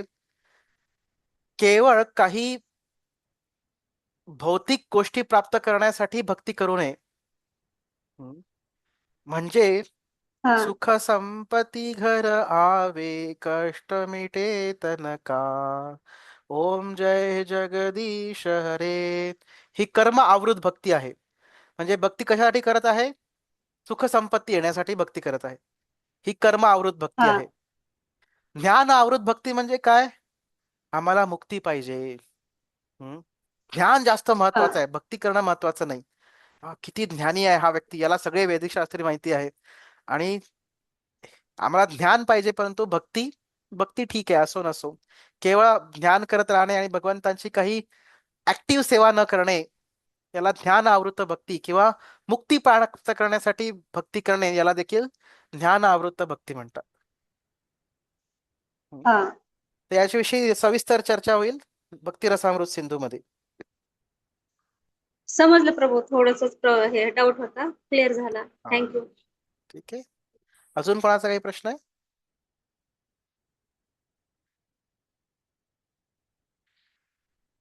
ठीक आहे, तर आपण हरे 12वा कृष्ण. अध्याय चालू करूया. हरे कृष्ण प्रभूजी. हरे कृष्ण. प्रभूजी एक प्रश्न होता की याच्यामध्ये दिलंय ना की पत्रम पुष्पम फलम तोयम, पत्र हम्म. फळ फूल किंवा थोडं पाणी अर्पण करावं. म्हणजे तुळशीचं रोप जरी लावलं तरी ते म्हणजे कृष्णाची सेवा होऊ शकते ते. हो, पण ती तुळशीची सेवा करणे म्हणजे कृष्णाची सेवा आहे. पण ते गोमातेची सेवा केली तरी पण कृष्णाची सेवा होते का? मग ते ह्याच्यामध्ये नाही दिलेलं ना. गोमातेची सेवा करणे देखील कृष्णाची सेवा आहे, जर आपण त्याचा कृष्णाशी संबंध जोडला तर. हम्म. हा. जर आपण गोमातेची सेवा केली आणि त्या गोमातेचे जे दूध आहे ते कर्मी हम्म, व्यक्तींना पाजलं तर ती कृष्णाची सेवा नाही होत. बरोबर. हम्म. ज्या मग ते कृष्ण. गोमातांची जे जे गोमातांचे जे प्रॉडक्ट्स आहेत, जसे हो. त्यांचं दूध, त्यांचं हम्म. तूप हे भक्तांसाठी किंवा भगवंतांसाठी ज्याचा वापर केला जातो, अशा वेळेस गोमातांची सेवा करणे ही कृष्णाची सेवा करणे आहे. इन जनरल पण गोमातेची सेवा करणे कृष्णाला फार प्रिय आहे. पण आपल्याला हे पण समजलं जातं की गोमातेचे जे उत्पादन आहेत त्याचा वापर भौतिक गोष्टींसाठी न करता भगवंतांच्या सेवेसाठी करणं आवश्यक आहे. त्याचा वापर जर हॉटेलांमध्ये केला तर ती हम्म. प्रत्यक्ष रूपाने तरी सेवा नाही होणार. बरोबर. बरोबर. श्रीकृष्णांसाठी करायचं तेव्हा. हा, कृष्णासाठी जर त्याचा सेवा करत असेल, पण इन जनरल जरी गोमातेची सेवा केली तरी ती चांगलीच आहे. ते पण चांगली आहे, त्यात काही हा, वाईट नाही. म्हणजे काही लोक नाही का, गोमाता जरी दूध देत नसेल, काही देत नसेल, तरी पण ते सेवा करतात ना, की हा, ती चांगली आहे, पण कृष्ण भावने भगवान श्रीकृष्णांचा त्यांचाशी संबंध जाणून सेवा करणं जास्त आवश्यक आहे. कारण की या जगामध्ये असे पण लोक आहे केवळ गोमातेची सेवा करतात पण कृष्णाला मानत नाही. हो. तर त्याला कृष्ण सेवा नाही म्हणता येणार मग. हम्म. म्हणजे श्रीकृष्णांची सेवा श्रीकृष्ण प्रित्यर्थ केली तर मग ती गोमातेची सेवा होऊ शकते. हा. हो. धन्यवाद. हा. धन्यवाद. हरे कृष्ण प्रभूजी. हरे कृष्ण. तुम्ही एक सांगितलं की नाही का आपण कोणाचाही द्वेष नाही केला पाहिजे. जसं की कर्मी हम्म. लोक, आपल्या घरात पण कर्मी लोक असतात, म्हणजे कर्माच्याच मागे खूप, आणि म्हणजे आपल्याला पण ते समजून नाही घेत भक्तांना, आणि आपण सांगितलं तर भक्ती पण नाही समजून घेत. जास्त ते पैसे कमवण्याच्या आणि कर्माच्या, म्हणजे इव्हन 70, हरे कृष्ण, हम्म. ऐक आवाज येतो. येतोय येतोय. इव्हन 70 वर्ष जरी एज असेल तरी पण ते पैशाच्या आणि कामाच्याच मागे लागतात. मग अशा व्यक्तींचा तर द्वेष होतच ना प्रभूजी आपल्याकडनं. तर त्यांचा द्वेष न करता आपल्या हे समजलं पाहिजे की ते मुख्यतः अज्ञानात आहेत. म्हणून त्यांच्याविषयी आपण सहानुभूती व्यक्त करून आपण विचार केला पाहिजे की त्यांना कसं कृष्ण भावनेमध्ये आणावे. हम्म. त्याविषयी आपण हा. काहीतरी युक्ती शोधून काढल्या पाहिजे. सरळ सरळ मार्गाने तर ते कृष्ण भक्तीमध्ये यायला तयार नाही आहेत. तर त्या काहीतरी युक्ती करून त्यांना कृष्णाच्या सेवेमध्ये आपण नियोजित केले पाहिजे. हम्म. जसे आपल्याकडे एक उदाहरण आहे, आपल्याच कॉंग्रिगेशन मध्ये सत्यवती माताजी होत्या. तर आधी जयदेव प्रभू हे कृष्ण भावनेच्या पूर्णपणे विरुद्ध होते आणि सत्यवती माताजी एकदम कृष्ण भक्त होत्या, परंतु जयदेव प्रभू स्वीकार करायला तयार नव्हते. तर सत्यवती माताजींनी काय केलं, एक युक्ती केली. त्यांनी जयदेव प्रभूंना गुरु राधानाथ महाराज आणि भक्ती रसामृत महाराज असे भक्तांच्या सेवेमध्ये त्यांना लावले. त्यांना एअरपोर्ट वरून घेऊन येणे, परत पोहोचवणे, अशा त्यांच्या सेवेमध्ये त्यांना लावले. आणि आता बघतो आपण जयदेव प्रभू एवढे महान भक्त बनलेले आहेत, है की नाही. तर आता त्यांनी सरळ जर प्रचार केला असता जयदेव प्रभूंना, तर त्याचा स्वीकार जयदेव प्रभूंनी तर केलाच नाही. ते तर उलटे त्याच्या विरुद्ध होते आधी. परंतु त्यांनी हम्म. युक्ती करून त्यांना भक्तांच्या सेवेमध्ये लावलं आणि अशा प्रकारे ते पण भक्त बनले. तर असं काहीतरी युक्ती आपल्याला करावी लागेल. तर त्यांचा द्वेष न करता त्यांची युक्ती त्यांच्या भल्यासाठी आपण काहीतरी युक्ती करून त्यांना भक्तांच्या संघ भगवंतांच्या किंवा भक्तांच्या सेवेमध्ये लावायला पाहिजे. ठीक आहे प्रभू, ठीक थँक्यू. आहे. हा. हरे कृष्ण. हा. हरे कृष्ण. तर आपण आता 12वा अध्याय सुरू करूया. 12वा अध्याय आहे भक्ती योग. तर याचं प्रत्यक्ष नावच भक्ती योग आहे.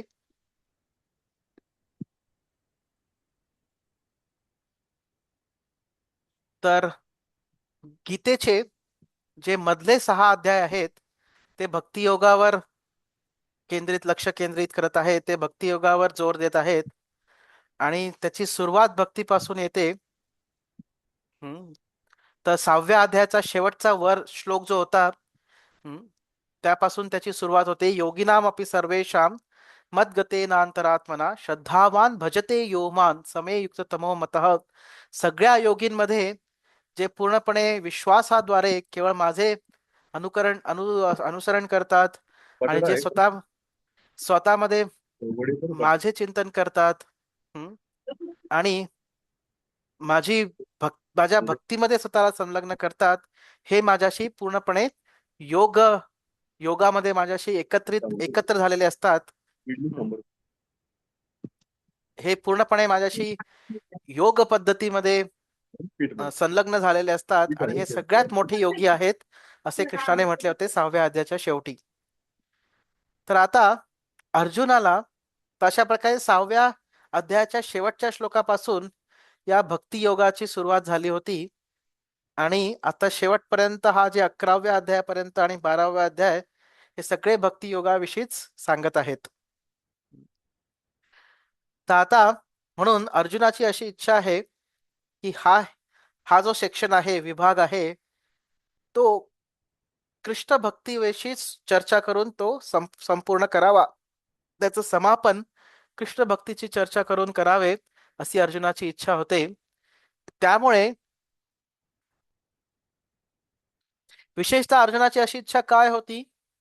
कारण जेव्हा अर्जुनाने 11व्या अध्यायामध्ये अं, भगवंतांचे विश्वरूप बघितले, तेव्हा त्यांचा भगवंतांविषयी फार आदरभाव, किंवा एक भय देखील त्यांच्याविषयी निर्माण झाले आणि प्रगत भक्तीसाठी हा अं, आदरभाव किंवा जी भीती आहे ही प्रगत भक्तीसाठी अनुकूल नाहीये.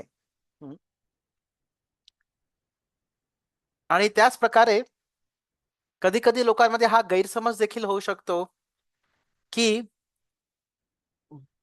पदार्थामध्ये, भौतिक पदार्थामध्ये जे निराकारवाद आहे त्याला, तो म्हणजे भगवंतांचं विश्वरूप, तर हे परम सत्याचं सर्वोच्च प्रदर्शन आहे असं गैरसमज कधी कधी लोकांचा होऊ शकतो की विश्वरूपच सर्वोच्च आहे, परम सत्याचं सर्वोच्च दर्शन म्हणजे विश्वरूप, असा गैरसमज लोकांमध्ये होऊ शकतो. आणि अशा प्रकारे जर आपल्याला भक्ती, त्यांची महत्ता ज्ञान आणि कर्माच्या वरती जर आपल्याला प्रस्थापित करायची असेल, तर त्यासाठी अर्जुन हे भक्ती योगांविषयी प्रश्न या अध्यायामध्ये भगवंतांना विचारतात.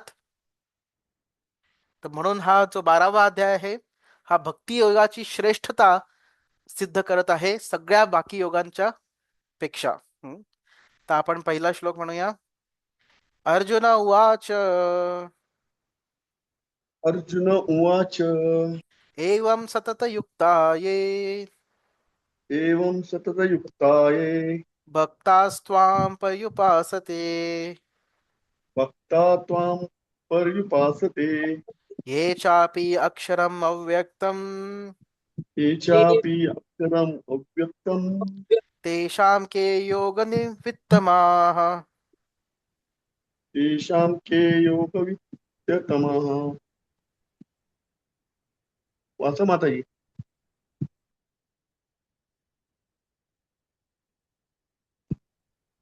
हरे कृष्ण. अर्जुनाने पृच्छा केली, ते तुमच्या भक्तीमध्ये योग्य रीतीने सदैव संलग्न झालेले आहेत आणि जे अव्यक्त निर्विशेष ब्रह्माची उपासना करतात त्यापैकी कोणाला अधिक परिपूर्ण मानण्यात येते. हरे हम्म. तर आता भगवान श्रीकृष्णाने त्यांचं वैयक्तिक रूप, निराकार त्यांचं भाग आणि विश्वरूप या तिघांचेही वर्णन केलेलं आहे आणि वेगळ्या प्रकारचे भक्त आणि योगी यांचं देखील वर्णन केलेलं आहे. प्रभुपाद म्हणतात की 2 प्रकारचे आध्यात्मिक व्यक्ती असतात. एक आहेत निराकारवादी आणि दुसरे आहेत साकारवादी. तर साकारवादी व्यक्ती हे पूर्णपणे त्यांची एनर्जी, त्यांची जी ऊर्जा आहे ती भगवंतांच्या सेवेमध्ये संलग्न करतात. आणि निराकारवादी हे देखील स्वतःला युक्त करतात, परंतु प्रत्यक्ष रूपाने ते भगवंतांच्या सेवेमध्ये स्वतःला नियुक्त करत नाहीत, पण ते इम्पर्सनल जे आहे निराकार ब्रह्मज्योती त्याच्यावर ध्यान करण्यामध्ये स्वतःची ऊर्जा नियुक्त करतात. तर प्रभुपाद म्हणतात की अध्यायामध्ये आपल्याला कळून चुकेल की जे वेगवेगळ्या पद्धती आहेत, परम सत्याचा साक्षात्कारासाठी ज्या वेगवेगळ्या पद्धती आहेत त्यामध्ये भक्ती ही सर्वोच्च आहे. जर आपल्याला भगवंतांचा संग करण्याची इच्छा असेल तर त्यासाठी त्यांना भक्ती मार्गाचाच अवलंबन करणे आवश्यक आहे. आणि जे कोणी व्यक्ती भगवंतांचे प्रत्यक्ष रूपाने सेवा करतात भक्तीद्वारे, त्यांना साकारवादी म्हटले जाते. परंतु जे निराकार ब्रह्मांवर स्वतः ध्यान करतात त्यांना निराकारवादी म्हटले जाते. तर अर्जुन विचारत आहेत की या या दोघांची जी स्थिती आहे मध्ये कोणाची स्थिती जास्त चांगली आहे. कारण परमसत्याचा साक्षात्कार करण्याचे वेगवेगळे मार्ग आहेत, परंतु या अध्यायामध्ये कृष्णाने सांगितले आहे की भक्तीच हा सगळ्यात सर्वोत्तम मार्ग आहे. तो प्रत्यक्ष मार्ग आहे आणि सगळ्यात सोपा मार्ग देखील आहे. तर प्रभुपाद थोडा मागचे जे अध्याय आहेत त्यांचं पण थोडा चर्चा इथे करत आहेत. तर दुसऱ्या अध्यायामध्ये भगवंताने सांगितले की आपण सगळे भौतिक शरीर नसून जीवात्मे आहोत. आणि आध्यात्मिक संपूर्ण अध्यात्म म्हणजे परमसत्य आहे. आणि 7व्या अध्यायामध्ये भगवंताने सांगितले की सगळे जीवात्मे हे भगवंतांचेच अंश आहेत आणि त्यामुळे सगळ्यांनी त्यांचे लक्ष पूर्णपणे भगवंतांवरच केंद्रित केले पाहिजे.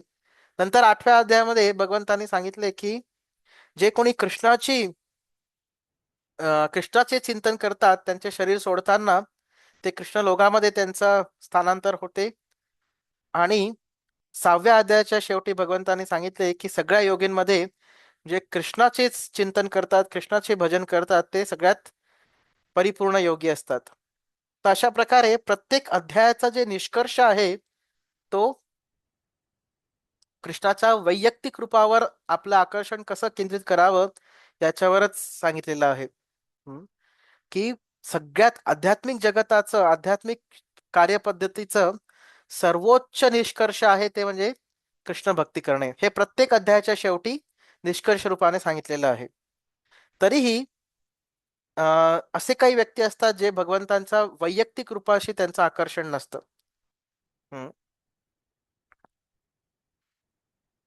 तर त्यांचे पूर्णपणे ते भगवद्गीतेचे जे टीका टिप्पणी आहेत त्यांच्यावर देखील ते निरासक्त असतात.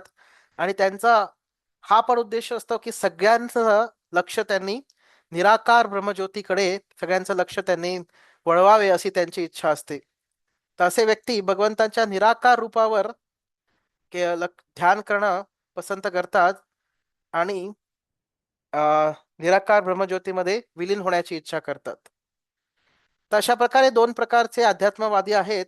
आणि अर्जुनाचा असा एक प्रश्न आहे ज्याद्वारे या सगळ्या जो गोंधळ आहे त्याचं उत्तर मिळेल की या दोघांमध्ये काय सोपं आहे आणि काय सगळ्यात परिपूर्ण आहे, निराकारवाद की साकारवाद. प्रभुपाद म्हणतात की दुसऱ्या शब्दांमध्ये अर्जुन स्वतःची देखील स्थिती स्पष्ट करत आहेत.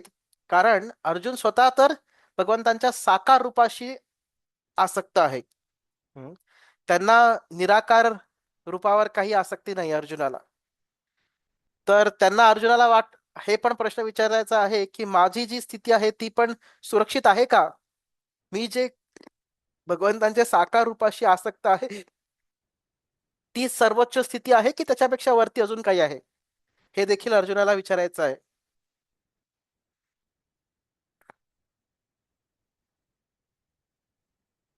प्रभुपाद म्हणतात पुढे की आपण पूर्णपणे भगवंतांचं निराकार रूप आहे त्याचं आपण चिंतन करू शकत नाही.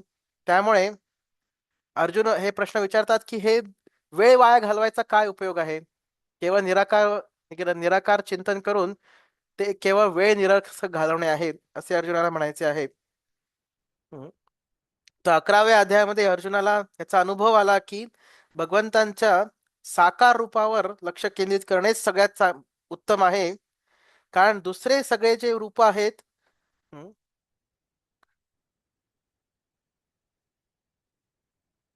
ती इतके फार प्रसन्न देणारे रूप नाही आहेत, प्रसन्नता देणारे रूप नाही आहेत. आणि जर भगवंतांच्या साकार रूपाशी आपण जर आसक्त राहिलो तर आपण दुसऱ्या रूपांना समजू पण शकतो आणि आपलं जे कृष्णावर प्रेम आहे त्याच्यामध्ये पण काही अडचण येत नाही. तर जो व्यक्ती साकार रूपाशी आसक्त असतो त्याला दुसऱ्या रूपांचं पण देखील ज्ञान होऊन जातं, त्यांचा देखील साक्षात्कार होतो. परंतु जे साकार रूपाशी आसक्त नसतात, विशेषतः द्विभुज रूपाशी, त्यांना फार अडचणी येतात. तर अशा प्रकारे प्रभुपाद म्हणतात की साकार आणि निराकार या ज्या पद्धती आहेत त्यांचा मध्ये जे फरक आहे त्याचं देखील स्पष्टीकरण या श्लोकांमध्ये, या श्लोकांद्वारे अर्जुनाने कृष्णाला विचारलेलं आहे. तर श्रीमद भागवतातल्या दुसऱ्या स्कंदातला 10वा अध्याय आणि 35वा श्लोक, त्याच्या तात्पर्यामध्ये प्रभुपाद हे दोन प्रकारचे जे निराकारवादी आहेत त्यांचं देखील वर्णन करतात. की निराकारवादी परमसत्याला दोन वेगवेगळ्या प्रकारे त्यांचं विश्लेषण करतात. एका ठिकाणी काही निराकारवादी ते भगवंतांचं विश्वरूपाने त्यांची पूजा करतात, जे भगवंतांचं संपूर्ण विश्वव्यापक असं रूप आहे, त्याचे अर्चना करतात. आणि दुसऱ्या ठिकाणी ते भगवंतांचं अप्रकट अवर्णनीय सूक्ष्म असं रूप त्याचा वर्णन करतात. तर विश्वरूप आणि निराकार रूप हे दोन्ही निराकार रूपासारखेच आहेत. आणि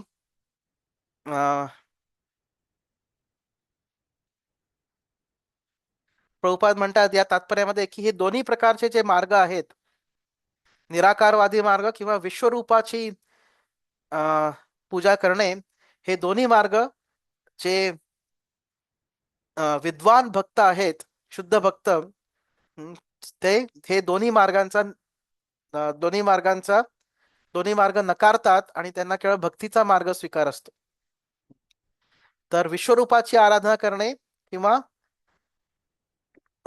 भगवंतांच्या निराकारामध्ये विलीन होणे हे दोन्ही मार्ग भक्तांना मान्य नसतात असे प्रभुपाद म्हणतात. तर आता यावर कृष्ण उत्तर देत आहेत की या दोघांपैकी काय श्रेष्ठ आहे. श्री भगवान उवाच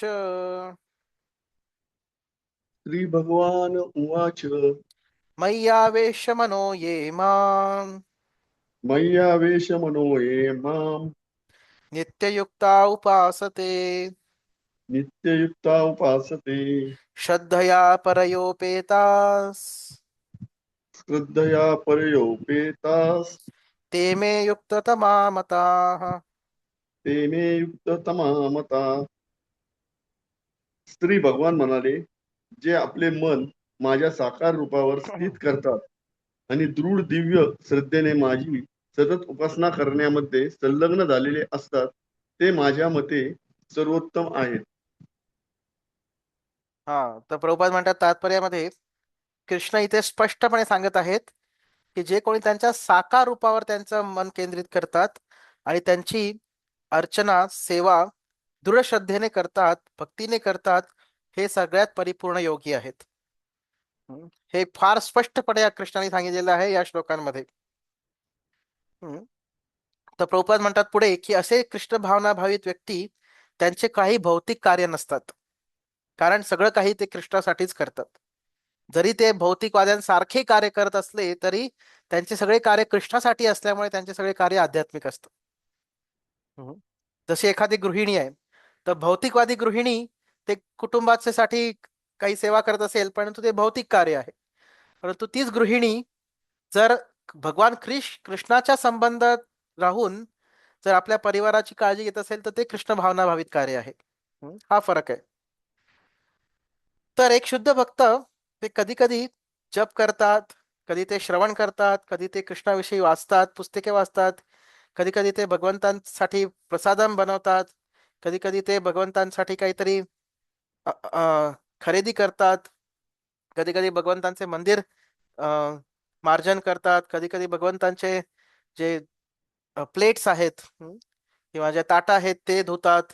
काही जे करतात ते केवळ कृष्ण भावनेसाठी करतात, भगवंतांसाठी करतात, आणि याला समाधी असे म्हटले जाते. जे भक्त पूर्णपणे कृष्णाच्या सेवेमध्ये संलग्न असतात वेगवेगळ्या कार्यांद्वारे, ते भगवंतांच्या समाधीमध्ये आहेत असे वाटते. तर आपल्याला कधी कधी समाधी या शब्दाचा अर्थ असा वाटतो एका ठिकाणी बसून ध्यान करणे, याला समाधी असे म्हटले जाते, असा आपला विचार आहे. अशी आपली समज असते. परंतु असं नाही की तीच एक समाधी आहे.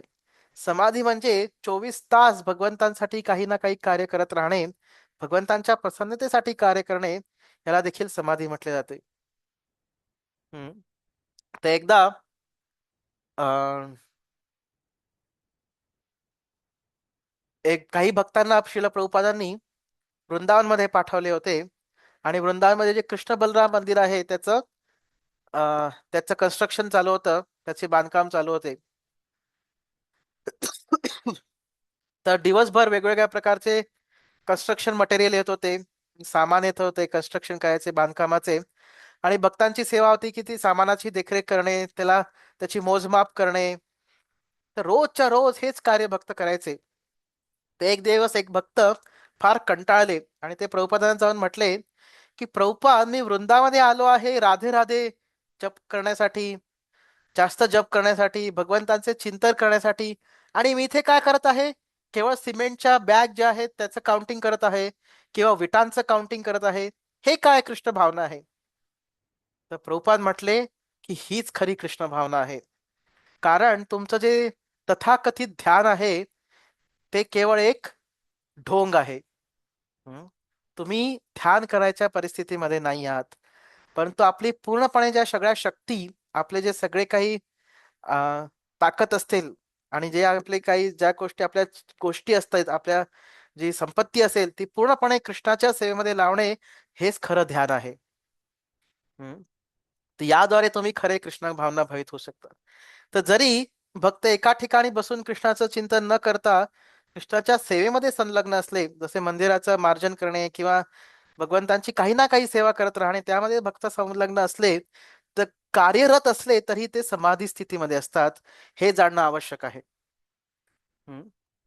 तर अशा प्रकारे या श्लोकामध्ये भगवान कृष्णाने त्यांचं उत्तर पूर्णपणे स्पष्ट उत्तर दिलेलं आहे की जे भक्त भगवंतांच्या सेवेमध्ये संलग्न आहेत ते जास्त वरचढ आहेत. हम्म. हे आध्यात्मिक स्तरावर स्थित आहेत, जे कोणी भगवंतांच्या सेवेमध्ये संलग्न आहेत. तर अर्जुनाला हे ऐकून आनंद झाला की भगवंतांची सेवा करणे, भक्तिमय सेवा करणे हे वरचढ आहे, श्रेष्ठ आहे. परंतु आता त्याला थोडं आश्चर्य वाटत आहे की अ, जे निराकारवादी आहेत, जे स्वतःचं कार्य सोडून देतात आणि निराकाराचं पूर्ण अर्चना करतात निराकाराची, त्यांना काय प्राप्त होतं हे जाणून घेण्याची अर्जुनाला एक इच्छा आहे. म्हणून पुढच्या श्लोकांमध्ये भगवंतान त्याचं उत्तर देतात. अर्जुनाची इच्छा जाणून भगवंत त्याचं उत्तर देतात की निराकारवाद्यांचं काय, त्यांना काय मिळतं. तर तिसरा आणि चौथा श्लोक, ये तू अक्षरम अनिर्देशम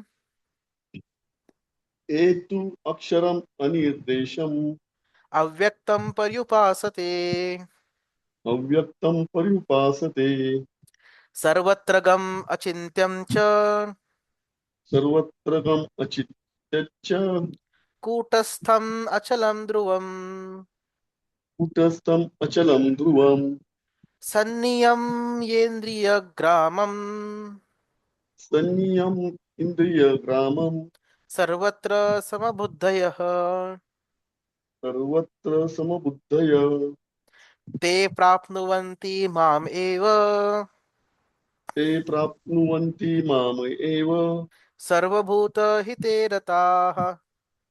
सर्वभूतहिते रताः. परंतु जे सर्व इंद्रियांचे संयमन करून आणि सर्वांच्या ठायी समबुद्धी ठेवून अव्यक्त इंद्रियातीत सर्वव्यापी अचिंत्य अविकारी स्थिर आणि अचल अशा परम सत्यांच्या निर्विशेष रूपाची पूर्ण उपासना करतात, ते सर्वांच्या हितार्थ संलग्न होऊन शेवटी माझी प्राप्ती करतात. हरे कृष्ण. हा, तर जे निराकाराची उपासना करतात ते देखील कृष्णाचीच प्राप्ती करतात. तर आता आपल्याला वाटेल की हा, निराकाराची उपासना केल्याने पण कृष्णाचीच प्राप्ती होते, तर मग आपण साकाराची कशाला प्राप्ती करायची? परंतु प्रभुपाद तात्पर्यामध्ये म्हणतात की जरी ते कृष्णाचीच प्राप्ती करतात, परंतु ते अंततो गत्वा कृष्णाची प्राप्ती करतात, कारण त्यांचा मार्ग हा अप्रत्यक्ष मार्ग असतो. त्यामुळे बहुनाम जन्मनाम अंते ज्ञानवान माम प्रपद्यते वासुदेव सर्वमिती स महात्मा सुदुर्लभ. अनेक अनेक जन्मानंतर त्यांचं हे एक ते निष्कर्षाप्रत येऊन पोहोचतात की कृष्णच सगळं काही आहेत आणि त्यानंतर त्यांना कृष्णाची प्राप्ती होते. तर अशा प्रकारे जे निराकारवादी असतात ते अप्रत्यक्ष रूपाने कृष्णाची आराधना करत असले त्यामुळे त्यांना देखील कृष्णाची प्राप्ती होते, परंतु लगेच होत नाही. अनेक अनेक अनेक अनेक जन्म त्यांना घ्यावे लागतात. त्यांना त्यांच्या इंद्रियांचा संयम करावं लागतं. त्यांना सगळ्यांची सेवा करावी लागते. सगळ्यांच्या भल्यासाठी कार्य करावं लागतं आणि अशा प्रकारे शेवटी त्यांना कृष्णाकडे जाऊन त्यांना पुढे कृष्णाचे शरण घेणे आवश्यक असते. कृष्णाची शरण घेतल्याशिवाय त्यांना ही परिपूर्णता प्राप्त होत नाही. तर अशा प्रकारे खूप प्रकारची तपस्या त्यांना करावी लागते आणि त्यानंतर ते भगवंतांना शरण जातात. तर मग आधीच का नाही जावे? इतकी तपस्या करून कशाला शरण जायला पाहिजे? शेवटी शरणच जायचं आहे ना भगवंतांना. तर एवढी तपस्या करून, एवढे कष्ट करून, इतका वेळ घालून कशाला करावं? प्रत्यक्ष रूपाने शरण जा ना भगवंतांना. तोच सुस्कर मार्ग आहे, तोच चांगला मार्ग आहे ना. तर अशा प्रकारे प्रभुपाद म्हणतात तात्पर्यामध्ये की अशा प्रकारे स्वतःला अशा व्यक्तींना स्वतःच्या हृदयामध्ये आत्मा आणि परमात्मा याचे दर्शन करायला लागते. त्यांना सगळ्या प्रकारचे इंद्रिय कार्य, श्रवण, रूप ध्यान किंवा हे करणे, चव घेणे, कार्य करणे, हे सगळे कार्य बंद करावे लागतात. इंद्रियांचे कार्य सगळे बंद करावे लागतात आणि त्यानंतर शेवटी ते समजतात की भगवंत जे आहेत, परमात्मा हे सगळीकडे आहेत. अशा प्रकारे असे व्यक्ती कुठल्याही जीवात्म्याचा द्वेष करत नाही. ते मनुष्य आणि प्राण्यांमध्ये काही फरक जाणत नाहीत, कारण ते केवळ आत्म्याला बघतात आणि अशा प्रकारे त्यांना आध्यात्मिक साक्षात्कार प्राप्त होतात. परंतु प्रभुपाद म्हणतात की एखाद्या साधारण व्यक्तीला हे असं निराकारवाद्यांचा मार्ग हा फार फार कठीण आहे. तर अशा प्रकारे जे व्यक्ती निराकाराची उपासना करतात ते देखील कृष्णाला प्राप्त करतात. प्राप्नुवन्ति मामेव. परंतु ते केवळ म्हणजे केवळ ते त्यांची ब्रह्मज्योती निर्विशेष निराकार रूपावर त्याची प्राप्ती होते. तिथे त्यांचे कुठल्याही प्रकारचे गुण किंवा त्यांचे कुठल्याही प्रकारचे कार्य तिथे नसतात, लीला नसतात. अशा निराकार ब्रह्मज्योतीची त्यांना प्राप्ती होते. भगवंतांचं वैयक्तिक रूप त्यांना प्राप्त होत नाही. परंतु असे निराकारवादी जर त्यांचा नंतरच्या काळात जर ते एखाद्या महान भक्तांची त्यांची जर भेट होते, जर भेट झाली, जर ते महान भक्तांच्या संघामध्ये आले तर ते परत भक्तीचा पाथ, साकारवादी पाथ स्वीकार करतात आणि ते शेवटी कृष्णाच्या सेवेमध्ये स्वतःला संलग्न करतात. तर अशा प्रकारे निराकारवादी जरी भगवंतांचीच प्राप्ती करत असले तर त्याचे तीन गोष्टी आहे याविषयी. एक आहे की ती भगवंतांची प्राप्ती खूप खूप जन्मांनंतर करतात. दुसरं म्हणजे त्यासाठी त्यांना भरपूर कष्ट घ्यावे लागतात, त्रास घ्यावा लागतो. ते पुढच्या श्लोकामध्ये येईल. दुसरं म्हणजे की त्यांना भगवंतांच्या वैयक्तिक रूपाची प्राप्ती नाही होत, त्यांना केवळ भगवंतांच्या ब्रह्मज्योतीमध्ये विलीन व्हावे लागते. आणि तिसरं, जर असे निराकारवादी लोक जर भाग्यवान असतील तर त्यांची भगवंतांच्या शुद्ध भक्तांशी भेट होते, त्यांचा संघ प्राप्त होतो आणि त्याद्वारे ते भगवंतांचे भक्त बनून भगवंतांच्या सेवेमध्ये संलग्न होतात आणि अशा प्रकारे त्यांना कृष्ण प्राप्ती होऊ शकते. तशा प्रकारे कृष्णाने फार स्पष्टपणे अर्जुनाला सांगितले आहे की साकार भगवंतांचा साकार रूपाचा साक्षात्कार हा वरचढ आहे. आणि आता पुढे भगवंत सांगणार आहेत की कसे निराकारवाद्यांचे जे काही साक्षात्कार आहेत किंवा त्यांची जी पद्धती आहे त्यामध्ये कितीतरी कष्ट, संकट, त्रास त्यांना सहन करावा लागतो आणि त्यामुळे हा मार्ग कसा गौण मार्ग आहे हे याचं देखील वर्णन कृष्ण अर्जुनाला करणार आहेत पुढच्या श्लोकांमध्ये, 5व्या श्लोकापासून. तर खूप खूप धन्यवाद. आपण इथेच विराम देऊया. पुढच्या शनिवार रविवारी आपण भेटूया. हरे कृष्ण. ग्रंथराज श्रीमद् हरे भगवत कृष्ण गीता की जय. जय. हरे कृष्ण हरे कृष्णा. श्रील प्रभुपाद की जय. जय. ठीक आहे. पुढच्या शनिवारी आपण कंटिन्यू करू. धन्यवाद. हरे कृष्ण. हरे कृष्ण प्रभू, दंडवत प्रणाम. धन्यवाद. हरी बोल हरी बोल.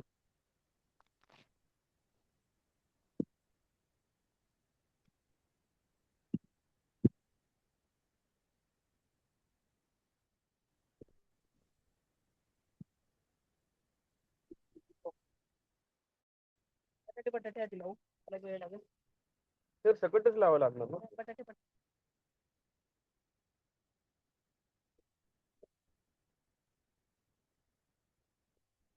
बटाटे डुबली कर मग. बटाटे सगळे घेते बघा ना. ह्यांना काय स्वयंपाक आहे? त्यांना बकरी टाकली घेऊन जाईल. अंड्याचं असेल दुपारचं.